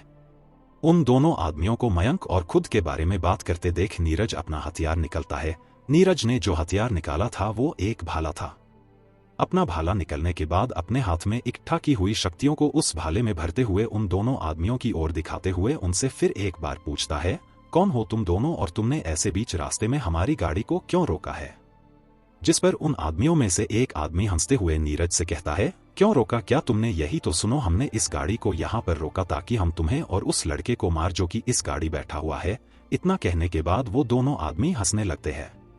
उन दोनों को हंसते देख नीरज अपने हाथ में पकड़े भाले से उन दोनों आदमियों की ओर हमला करता है, जिससे शक्तियों की एक एनर्जी निकलकर उनकी तरफ जाती है। नीरज के हमले को अपनी ओर आते देखकर वो दोनों आदमी जो वहां पर आए थे वो सब अपनी शक्तियों को अपने शरीर से बाहर निकलते हैं, अपनी तरफ आ रहे नीरज के हमले को बीच में ही खत्म कर देते हैं। जब उन दोनों ने अपनी शक्तियों को अपने शरीर से बाहर निकाला तब नीरज उन दोनों आदमियों में से एक को पहचानते हुए कहता है, रावत परिवार के एल्डर प्रभुनाथ, क्या ये तुम हो और तुम हमें मरना क्यों चाहते हो? नीरज ने जब ये कहा तब उन दोनों आदमियों में से एक आदमी हंसते हुए नीरज से कहता है, हम पहचान गए तुम मुझे बहुत खूब। ये कहते हुए उस आदमी ने अपना मास्क अपने चेहरे से अलग कर लिया। प्रभुनाथ के अपने मास्क के अलग करते ही उसका चेहरा साफ साफ देखा जा सकता था। वो एक बूढ़ा आदमी था। प्रभुनाथ रावत परिवार एक एल्डर था जिसकी शक्तियां चक्रीय लेवल 5 में थी। अपना मास्क हटाने के बाद प्रभुनाथ अपना कमर से तलवार निकलते हुए नीरज से कहता है, अब क्योंकि तुम हमें पहचान ही चुके हो तो मैं तुम्हें 2 विकल्प देता हूँ। पहला, तुम हमारे साथ हो जाओ और हमें उस लड़के को मारने दो, और दूसरा, तुम भी इस लड़के साथ मारो। प्रभुनाथ की बात सुनकर नीरज हंसता है और उससे कहता है, अगर तुम मार सकते हो तो आकर मार सकते हो हम सबको, लेकिन मैं कभी तुम्हारे सामने नहीं झुकूंगा। ये कहते हुए नीरज अपनी शक्तियों को एक फिर से अपने शरीर से निकलना शुरू करता है। इस बार जब नीरज अपनी शक्तियों को बाहर निकाल रहा था तब उसकी शक्तियां बहुत ज्यादा बढ़ गई थी। नीरज की शक्तियों को इतना ज्यादा बढ़ते देखकर प्रभुनाथ और उसके साथ खड़ा आदमी हैरान नजर आने लगे। तभी वो दूसरा आदमी जो प्रभुनाथ के साथ में खड़ा था वो बोला, चक्रीय लेवल 7, तुमने तो अपनी शक्तियां सच में बहुत अच्छे से छिपा रखा था, लेकिन फिर इसका क्या फायदा, तुम हो तो आखिर अकेले ही ना। ये कहते हुए वो आदमी भी अपनी शक्तियों को अपने शरीर से बाहर निकलने लगता है। उस आदमी को शक्तियां निकलते देख नीरज मन ही मन कहता है, इसकी शक्तियां तो प्रभुनाथ से भी अधिक यानी चक्रीय लेवल 6 में है। ये दोनों तो बहुत ज्यादा ताकतवर है। इतना कहने के बाद नीरज अपने भले में एक बार फिर शक्तियां भरते हुए चिल्लाकर कहता है, भले ही तुम दोनों को शक्तियां बहुत ज्यादा है, फिर भी मैं तुम दोनों को खत्म कर ही सकता हूँ। ये कहते हुए नीरज उन दोनों आदमियों की ओर अपना हमला करने के लिए आगे बढ़ता है और उन दोनों पर अपने भाले से हमला करता है। नीरज के भाले को अपने तरफ आते देखकर प्रभुनाथ और वो आदमी अलग अलग दिशा में हट जाते हैं, जिससे कि नीरज का हमला खाली हो जाता है। उन दोनों को अपने हमले से बचते देखकर नीरज जोर से चिल्लाते हुए कहता है, बर्फीली हथेली। नीरज के इतना कहते ही उसके हाथ से शक्तियां निकलने लगती है। जो शक्तियां उसके हाथ से निकल रही थी वो शक्तियां बर्फ के जैसी ठंडी थी और नीरज के हाथ के ऊपर उन शक्तियों से एक और हाथ बन रहा था। नीरज अपने शक्तियों से बनाए उस हाथ से प्रभुनाथ जबकि अपने दूसरे हाथ में पकड़े भाले से उस दूसरे आदमी पर हमला करता है। नीरज का वो बर्फीला हाथ प्रभुनाथ की ओर इतनी तेजी से आया था कि प्रभुनाथ कुछ समझ ही नहीं पाया और शक्तियों का वो हाथ प्रभुनाथ को जा लगा। प्रभुनाथ को वो हाथ लगते ही वो 10 कदम पीछे की ओर सरक जाता है, जबकि वो दूसरा आदमी जिस पर न्याराज ने अपने भाले से हमला किया था वो आदमी अपना तलवार निकालकर नीरज के भाले को रोकने में कामयाब रहा था। नीरज के हमले को रोकने के बाद वो दूसरा आदमी प्रभुनाथ को देखता है जो नीरज के हमले से अब थोड़ा घायल हो गया था। अपने साथी को घायल देखकर वो आदमी अपने तलवार को गोल घुमाते हुए चिल्लाकर कहता है, 10 तलवारों का हमला। उसके ऐसा कहते ही उसके पीछे शक्तियों से 10 तलवार बनने लगते हैं। अपने पीछे 10 तलवारों के बन जाने के बाद वो आदमी आगे बढ़ते हुए नीरज पर हमला करने लगता है। अपनी तरफ 10 तलवारों को आते देख कर नीरज उन सभी तलवारों को रोकने के लिए अपने भाले को जोर से जमीन में मारता और अपने पास से एक टोकन निकलते हुए उसमें अपनी शक्तियां भेजता है और चिल्लाते हुए कहता है, सफेद हाथी की ढाल। नीरज के ऐसे कहते ही उस टोकन से शक्तियां बाहर निकलते हुए नीरज को घेर लेता है और देखते ही देखते वो शक्तियां एक गोल ढाल में बदल जाता है। मयंक को अपने साथी के हमले से बचते और नीरज को एक ढाल का इस्तेमाल करते देख प्रभुनाथ हैरान होते हुए लेकिन गुस्से में कहता है, इसके पास एक सोल शाइल्ड है। गौरी लगाता है, अब हम दोनों को अपनी शक्तियां मिलाकर इस पर हमला करना होगा। प्रभुनाथ की बात सुनकर हाँ करते हुए वो अधेड़ उम्र का आदमी जिसका नाम गौरी था वो बोला, आप ठीक बोल रहे हो एल्डर प्रभुनाथ। इतना कहने के बाद वो दोनों आदमी अपने हाथों को ऊपर उठाते हुए गोल घुमाते हैं और अपने हाथों से शक्तियां निकलने लगते हैं। उन दोनों के हाथों से शक्तियां निकलते हुए आपस में मिलकर एक बड़ी सी तलवार बनने लगती है। वो तलवार बड़ी होते हुए 20 फीट की हो गई, जिसके बाद वो दोनों आदमियों उस तलवार से नीरज के ऊपर हमला करते हैं। शक्तियों से बनी उस तलवार को अपनी तरफ आते देख नीरज ने एक बार फिर से अपनी सफेद हाथी के ढाल को बुलाता है। वो शील्ड एक बार फिर से नीरज को पूरी तरह से घेर लेता है। वही वो तलवार तेज रफ्तार में आगे बढ़ते हुए नीरज के ढाल से टकरा जाती है। उस तलवार के ढाल से टकराते ही ढाल पर दरार नजर आने लगता है। वो दरार बढ़ते हुए धीरे धीरे पूरे ढाल पर फैल जाती है और फिर वहां पर एक तेज विस्फोट होता है। नीरज जो कि ढाल से बचा हुआ था, वो बड़ी सी तलवार नीरज से जा टकरा जाती है। नीरज से उस तलवार के टकराते ही नीरज दूर जा गिरता है और उसके मुंह और सीने से खून निकलने लगता है। वहां पर हुए उस विस्फोट से निकले झटके के कारण प्रभुनाथ और गौरी को भी पीछे हटना पड़ा था। उस विस्फोट से निकले झटके से उन दोनों को भी थोड़ी चोट आई थी, हालांकि उनकी चोट उतनी गहरी नहीं थी जितनी गहरी चोट नीरज को आई थी। उस विस्फोट के चोट से खुद को संभालते हैं, जिसके बाद गौरी और प्रभुनाथ दोनों एक बार फिर से अपनी शक्तियों को एक दूसरे से मिलाना शुरू कर देते हैं। पहली बार के हमले में उन दोनों अधिकांश शक्तियां खत्म हो गई थी, जिसके कारण इस बार उनके शक्तियों को मिलने से जो तलवार बन रही थी वो तलवार 10 फुट से भी छोटी थी। शक्तियों से एक बार फिर तलवार बन जाने के बाद उन दोनों ने उस तलवार से नीरज पर हमला कर दिया। वो तलवार तेज रफ्तार में नीरज की ओर बढ़ रही थी। शक्तियों की उस तलवार को अपने तरफ आते देख नीरज अपने हाथ में पकड़े भाले में अपनी शक्तियां भरते हुए अपनी तरफ आ रही तलवार की ओर फेंक देता है। नीरज का वो भाला जाकर उस तलवार से टकराता है। उन दोनों हथियारों के टकराते ही वहां पर एक बार फिर से विस्फोट होता है। वहां पर विस्फोट होते ही वहां से शक्तियों की एक तेज लहर निकलती है और वहां पर उपस्थित सभी से टकरा जाती है। इस बार के टक्कर से नीरज उड़ते हुए दूर जा गिरता है। वही वो दोनों लोग भी झटके से बहुत पीछे फिक जाते हैं और इस झटके से उन दोनों को भी चोट आई थी और उन दोनों के मुंह से खून भी निकलने लगा था। गौरी अपने जगह पर खड़ा होते हुए अपने मुंह से खून पूछता है और अपनी दर्द भरी आवाज में कहता है, ये नीरज तो कुछ ज्यादा ही शक्तिशाली है। ये कहते हुए गौरी प्रभुनाथ की ओर देखता है। प्रभुनाथ को देखने के बाद गौरी थोड़ा हैरान नजर आने लगता है, क्योंकि उसके साथी प्रभुनाथ का एक हाथ काट गया है और उसके कंधे से बहुत ज्यादा खून निकल रहा था। प्रभुनाथ को इतना घायल देख गौरी उससे पूछता है, क्या तुम ठीक हो? जिस पर प्रभुनाथ बोला, तुम जाओ और उन सब को खत्म कर दो, मैं ठीक हूं। इतना कहने के बाद वो अपने कटे हुए कंधे को पकड़कर वही नीचे बैठ जाता है। ये सुनकर कि प्रभुनाथ ठीक है, गौरी मयंक और उसके साथियों की ओर आगे बढ़ता है। हथियारों के उस विस्फोट में मयंक और उसके दोस्तों को भी थोड़ी चोट आई थी, जिससे वो सब बहुत डरे हुए और सहमे हुए थे। उस बूढ़े को अपनी तरफ आते देखकर मयंक और उसके साथी डर से पीछे हटने लगते हैं और अपनी मदद के लिए चिल्लाने लगते हैं। उनकी चीख सुनकर नीरज, जो घायल होकर जमीन पर गिरा हुआ था, वो अपने जगह से उठने की कोशिश करता है, लेकिन उठ नहीं पाता है।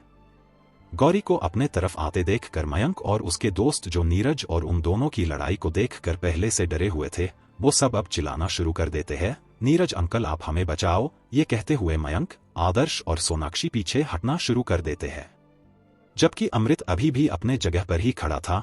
अमृत अब मार्शल आर्ट लेवल 7 का योद्धा बन गया था, इसलिए ही वो पीछे न हटकर अपनी तरफ आ रहे गौरी से लड़ने का निश्चय करता है और गौरी की ओर एक पंच मारता है। एक मार्शल आर्ट के लेवल में कोई भी योद्धा केवल अपनी शारीरिक बल को ही बढ़ा सकता है और उसका इस्तेमाल कर सकता है। लेकिन जब कोई इंसान चक्रीय लेवल पर पहुंच जाता है, तब वो इंसान अपने अंदर की शक्तियों को अपने हाथ, पैर या अपने हथियारों में भर सकता था। अमृत, जो कि अभी मार्शल आर्ट के लेवल में ही था, इसलिए उस पंच में केवल अमृत की शारीरिक बल का ही इस्तेमाल हुआ था। अमृत के पंच को अपनी तरफ आते देखकर गौरी अपने हथेली से उस पंच को रोकते हुए झटका देता है। उस झटके से अमृत उड़ते हुए दूर जा गिरता है। अमृत के जमीन पर गिरते ही उसके मुंह से जोर की आह निकलती है और वहां पर एक बार फिर से एक दर्द भरी चीख गुज जाती है। ऐसा होते हुए अमृत के मुंह से खून भी निकलने लगता है। अमृत को दूर फेंकने के बाद गौरी अपनी खतरनाक आंखों से मयंक की ओर देखता है और उसको गर्दन से पकड़कर उठा लेता है। गौरी के मयंक को ऐसे उठने की वजह से मयंक की सांसें फूलने लगती है और उसका पूरा शरीर पीला पड़ने लगता है।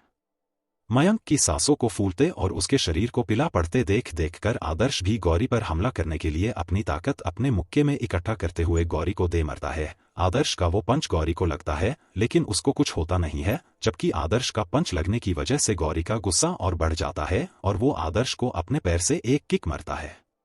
गौरी का वो किक आदर्श को लगता है और आदर्श जमीन पर घिसकते हुए दूर जा गिरता है। सभी बच्चों को ऐसे पीटते देखकर नीरज, जो अभी भी खड़ा होने की कोशिश कर रहा था, वो अपनी लड़खड़ाती लेकिन दर्द भरी आवाज में गौरी से कहता है, उन बच्चों को छोड़ दो, तुम्हें जो चाहिए बताओ, मैं तुम्हें दे दूंगा, पर तुम उनको छोड़ दो। नीरज की बात को सुन गौरी हंसते हुए उससे कहता है, मैंने तुम्हें पहले ही बताया था कि मुझे तो इस लड़के की जान चाहिए है, लेकिन तुमने कहा कि तुम ऐसा नहीं करोगे। लेकिन मैं फिर से तुम्हें एक मौका देता हूँ, चलो मारो इन सबको। क्या तुम ऐसा कर सकते हो? क्या तुम मार पाओगे इन्हें? नहीं ना, तो फिर बस देखो सबको मरते हुए। ये कहते हुए गौरी मयंक को वही जमीन पर पटक देता है। जमीन पर गिरते ही मयंक के मुंह से एक चीख निकलती है जो वहां पर गुजने लगती है। मयंक, जिसके पास कोई शक्तियां नहीं थी, इसलिए उसका शरीर किसी भी योद्धा के शरीर से बहुत ज्यादा कमजोर और सेंसिटिव था, इसलिए ही उसको ऐसे पटके जाने पर बहुत ज्यादा दर्द होता है और उसके सर और मुंह खून निकलने लगता है। मयंक को जमीन पर पटकने के बाद गौरी पीछे मुड़कर सोनाक्षी को पकड़ने के लिए मुड़ता है, लेकिन इससे पहले कि वो मुड़ भी पाए उसको अपने पीठ में कुछ चुभने जैसा महसूस होता है, जिसके बाद उसको बहुत ही भयंकर दर्द होता है और उसके मुंह से भी एक चीख निकल जाती है।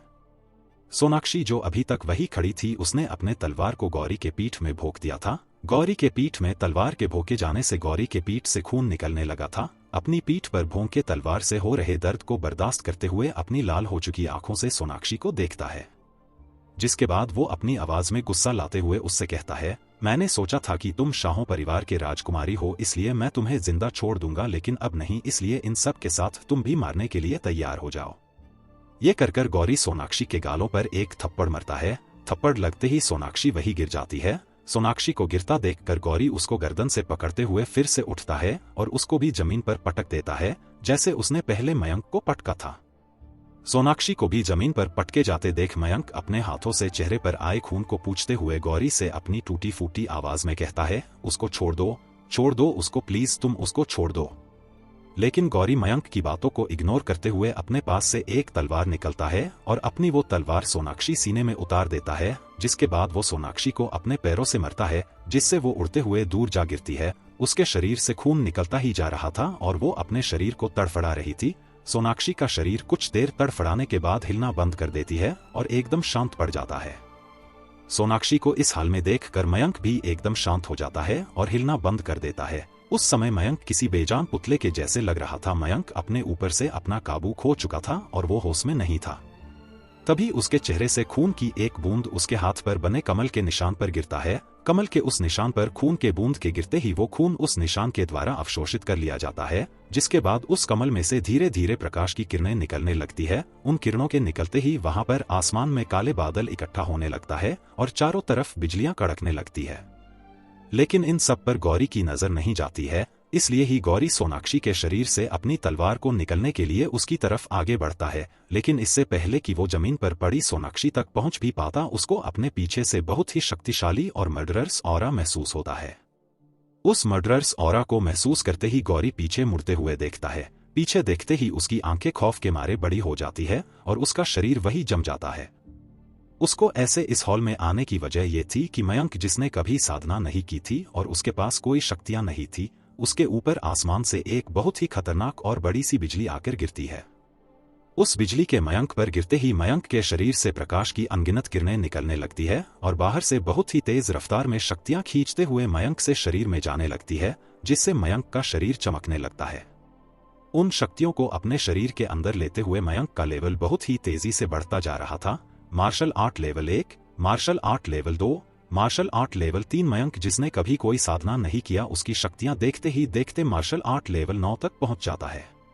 मयंक की शक्तियों को इतना बढ़ते देखकर गौरी का शरीर डर से पीला पड़ गया था। मयंक का लेवल बढ़ना रुक ही नहीं रहा था। उसका लेवल मार्शल आर्ट्स का बंधन तोड़ते हुए चक्रीय लेवल में पहुंच जाता है। मयंक की शक्तियों को चक्रीय लेवल तक बढ़ते देखकर गौरी, जो कि अब तक मयंक की शक्तियों को बढ़ते देख रहा था, वो अपनी कपकपाती हुई आवाज में से ही कहता है, ये कैसे हो सकता है? तुम्हारे पास तो कभी शक्तियां ही नहीं थी, फिर तुम्हारी शक्तियां इतनी ज्यादा कैसे बढ़ सकती है? नहीं नहीं नहीं, ये नहीं हो सकता। तुम्हारे पास शक्तियां कैसे हो सकती है? गौरी की बातों को नजरअंदाज करते हुए मयंक, जो कि अब तक चक्रीय लेवल 1 में पहुंच चुका था, वो गौरी की अपनी लाल हो चुकी आंखों से देखता है और अपने हाथों को ऊपर उठाते हुए गौरी की ओर इशारा करता है। मयंक के हाथों को अपनी तरफ होते देखकर गौरी मयंक की लाल हो चुकी आंखों को देखता है। उन आंखों को देखने के बाद गौरी को अपने अंदर डर महसूस होता है। मयंक के आंखों में देखने के बाद गौरी को ऐसा लग रहा था जैसे कोई खतरनाक जंगली बिस्ट उसके सामने आ गया है, जो कि उस पर किसी भी समय हमला करके उसको मार सकता है। वही मयंक के गौरी की तरफ इशारा करते ही आसमान से एक बड़ी सी बिजली आकर गौरी पर गिरती है और इससे पहले कि गौरी कुछ समझ पाता या कुछ कर पाता उसके सीने में एक छेद हो जाता है। उस बिजली के गिरने के बाद गौरी अपने शरीर को देखता है जिसमें अब एक छेद हो चुका था। अपने शरीर में हुए छेद को देखकर गौरी के मुंह से एक हल्की आवाज निकलती है, ये कैसे हो सकता है तुम्हारे पास। लेकिन इससे पहले कि वो अपनी बात पूरी भी कर पाता आसमान से बिजलियों की बारिश सी होने लगती है और वो सारी बिजलियां गौरी के ऊपर गिरती रहती है। उस समय मयंक को देखकर ऐसा लग रहा था जैसे कि मयंक बिजली का कोई देवता हो जिसके एक बार कहने पर बिजलियां इस दुनिया को भी मिटा सकती हो। वो बिजलियां गौरी पर तब तक गिरती रही जब तक कि गौरी का शरीर काला पड़कर वही गिर नहीं गया। गौरी को जमीन पर गिरते देखकर मयंक उसके शरीर में हो चुके उस छेद को देखता है। उस छेद को देखने के बाद मयंक को विश्वास हुआ कि गौरी अब मर चुका था। गौरी को मारने के बाद मयंक बिना रुके उस तरफ मुड़ता है जिस तरफ प्रभुनाथ अपने कटे हुए कंधे को पकड़कर जमीन पर बैठा हुआ था। मयंक को अपनी तरफ मुड़ते देखकर प्रभुनाथ के चेहरे का रंग भी उड़ जाता है। उसने देखा था वो सब कुछ अभी जो गौरी के साथ हुआ था।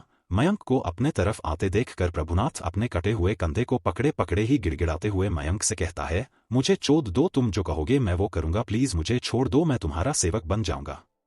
लेकिन मयंक को तो जैसे उसकी बात सुनी ही नहीं दे रही थी, इसलिए ही वो दौड़ते हुए प्रभुनाथ के पास जाता है और वही नीचे गिरे नीरज के भाले को उठता है। उस भाले को उठाने के बाद मयंक वो भाला प्रभुनाथ सीने में दे मरता है। मयंक का भाला प्रभुनाथ के सीने में लगते ही उसके मुंह एक दर्दनाक चीख निकलती है। उसकी चीख सुनकर मयंक उस भाले को उसके सीने से निकलता है और एक बार फिर उस भाले से उसको भोंक देता है। मयंक प्रभुनाथ को भाला मरते हुए धीमी आवाज में कह रहा था, तुम्हें उसको नहीं मरना चाहिए था। मयंक यही बात बार बार कहते हुए प्रभुनाथ को भाला मारे ही जा रहा था। मयंक प्रभुनाथ को अपने हाथ में पकड़े भाले से मरते हुए उसके सीने में एक बड़ा सा छेद कर दिया था जिससे खून निकलकर वहां चारों तरफ फैल गया था। मयंक के कपड़ों और उसके हाथों में भी बहुत ज्यादा खून लग गया था। प्रभुनाथ को जान से मारने के बाद अपने हाथ में पकड़े उस भाले को वही फेंकता है और उस तरफ जाता है जहां पर सोनाक्षी जमीन पर गिरी हुई थी। वहां उसके पास जाने के बाद मयंक सोनाक्षी के बैठ जाता है और उसके सर को उठते हुए अपने गोद में रखते हुए उससे कहता है, सोनाक्षी तुम्हें कुछ नहीं होगा, तुम ठीक हो जाएगी, सोनाक्षी तुम ठीक हो जाएगी, सोनाक्षी तुम्हें कुछ नहीं होगा।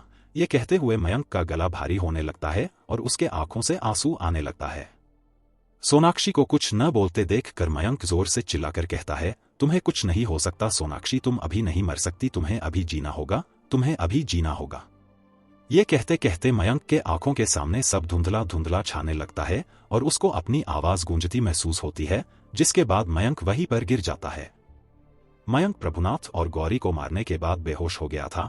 मयंक को अगली बार जब होश आया तब वो एक कमरे में के बिस्तर पर लेटा हुआ है। मयंक उठकर बिस्तर पर बैठने की कोशिश करता है। उसको ऐसा करते समय अपने पूरे शरीर में भयानक दर्द होता है। उस दर्द को महसूस करते हुए मयंक के मुंह से दर्द भरी आह निकलती है। फिर भी मयंक उस दर्द को बर्दाश्त करते हुए जैसे तैसे बिस्तर पर बैठ जाता है। मयंक को बैठते समय अपनी पूरी बहुत ही भारी और उसका सर घूम रहा था। विस्तार पर बैठने के बाद मयंक अपने पूरे शरीर को देखता है। उसके शरीर के अलग अलग भाग पर पट्टियां बंधी हुई थी। ये देखकर मयंक अपने हाथ और पैरों को हिलाने की कोशिश करता है। ऐसा करते समय मयंक अपने हाथ और पैरों को हिला तो पा रहा था, लेकिन उस समय वो अपने हाथ या पैरों को महसूस नहीं कर पा रहा था। अपने हाथों और पैरों को महसूस न करके मयंक थोड़ा हैरान होता है। कुछ देर वैसे ही अपने हाथों और पैरों को हिलाते हुए मयंक अपने शरीर को बहुत ही हल्का महसूस कर पा रहा था। उस समय मयंक नोटिस करता है कि उसके साथ कुछ अजीब हो रहा है। मयंक उस समय पर अपने आसपास की चल रही सभी चीजों को बहुत ही धीमा महसूस कर पा रहा था। मयंक अपने आसपास चल रही हवा में नमी को महसूस कर पा रहा था और उसको अपने शरीर में एक अजीब सी शक्ति होने का आभास हो रहा था। यही सोचते हुए वो अपने हाथों को ऊपर करते हुए उस पर फोकस करता है। उसके ऐसा करते ही उसके हाथों में शक्तियां इकट्ठा होने लगती है। ये देखकर मयंक को अपने आंखों पर विश्वास नहीं हो रहा था। मयंक खुद से ही धीमी आवाज में कहता है, नहीं ये कैसे हो सकता है, मेरे पास शक्तियां कैसे आ सकती है, ये जरूर कोई सपना होगा। यही सोचते हुए मयंक अपने हाथ की मुट्ठी बनाते हुए बिस्तर के बगल में रखे एक मेज पर मरता है। मयंक का मुट्ठी लगते ही वो मेज एक झटके में टूट जाता है। ये देखकर मयंक की आंखें शौक में बड़ी हो जाती है और उसको बीती रात क्या हुआ था ये याद आता है। उसको याद आता कि जब वो अपने साथियों के साथ अपने घर वापस आ रहा था तब दो लोगों ने उनके ऊपर हमला किया था। मयंक को ये भी याद आता है कि कैसे गौरी ने नीरज, अमृत और आदर्श को घायल कर दिया था, जिसके बाद उसने सोनाक्षी पर भी हमला किया था। गौरी के हमले से सोनाक्षी को बहुत ही गहरी चोट आई थी, लेकिन मयंक को इसके आगे क्या हुआ कुछ भी याद नहीं आ रहा था। इसलिए ही मयंक हड़बड़ी में अपनी जगह से उठकर दरवाजे की जाने की कोशिश करता है, लेकिन मयंक अभी 2 कदम ही चला होगा कि वो औंधे मुंह जमीन पर गिर जाता है। मयंक जमीन से उठने की कोशिश करता है, लेकिन वो फिर से गिर जाता है। मयंक जमीन से उठने की कोशिश कर ही रहा था कि कमरे का दरवाजा खुलता है और एक लड़की कमरे के अंदर आती है। उस लड़की ने हरे रंग का गाउन सूट पहन रखा था और अपने बालों में उसने हरे रंग का ही एक क्लिप रखा था। उन कपड़ों में वो लड़की बहुत ही खूबसूरत लग रही थी। कमरे में आने के बाद वो लड़की मयंक को नीचे जमीन पर गिर देखकर वो लड़की जल्दी से अपने हाथों में पकड़े चाय की केतली को बगल में रखती है और मयंक उठाते हुए उससे पूछती है, मयंक क्या तुम ठीक हो? तुम्हें कुछ चाहिए था तो आवाज दे देते, मैं यही थी तुम्हारी मदद के लिए। मयंक उस लड़की को एक बार तो अच्छे से देखता है और जैसे ही मयंक इस लड़की को पहचानता है तो मयंक उस लड़की से अपनी डरी हुई आवाज में हड़बड़ाते हुए पूछता है, बड़ी बहन खुशबू आप मुझे बताओ कि मेरे दोस्त अभी कहाँ है और वो सब कैसे है।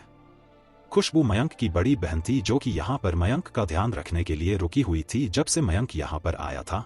मयंक का सवाल सुनकर वो लड़की मयंक को बिस्तर पर बैठते हुए पहले उसको शांत कराने को कोशिश करती है, लेकिन मयंक तो उससे बार बार एक ही सवाल पूछे जा रहा था कि उसके सभी दोस्त कैसे हैं और कहाँ पर है।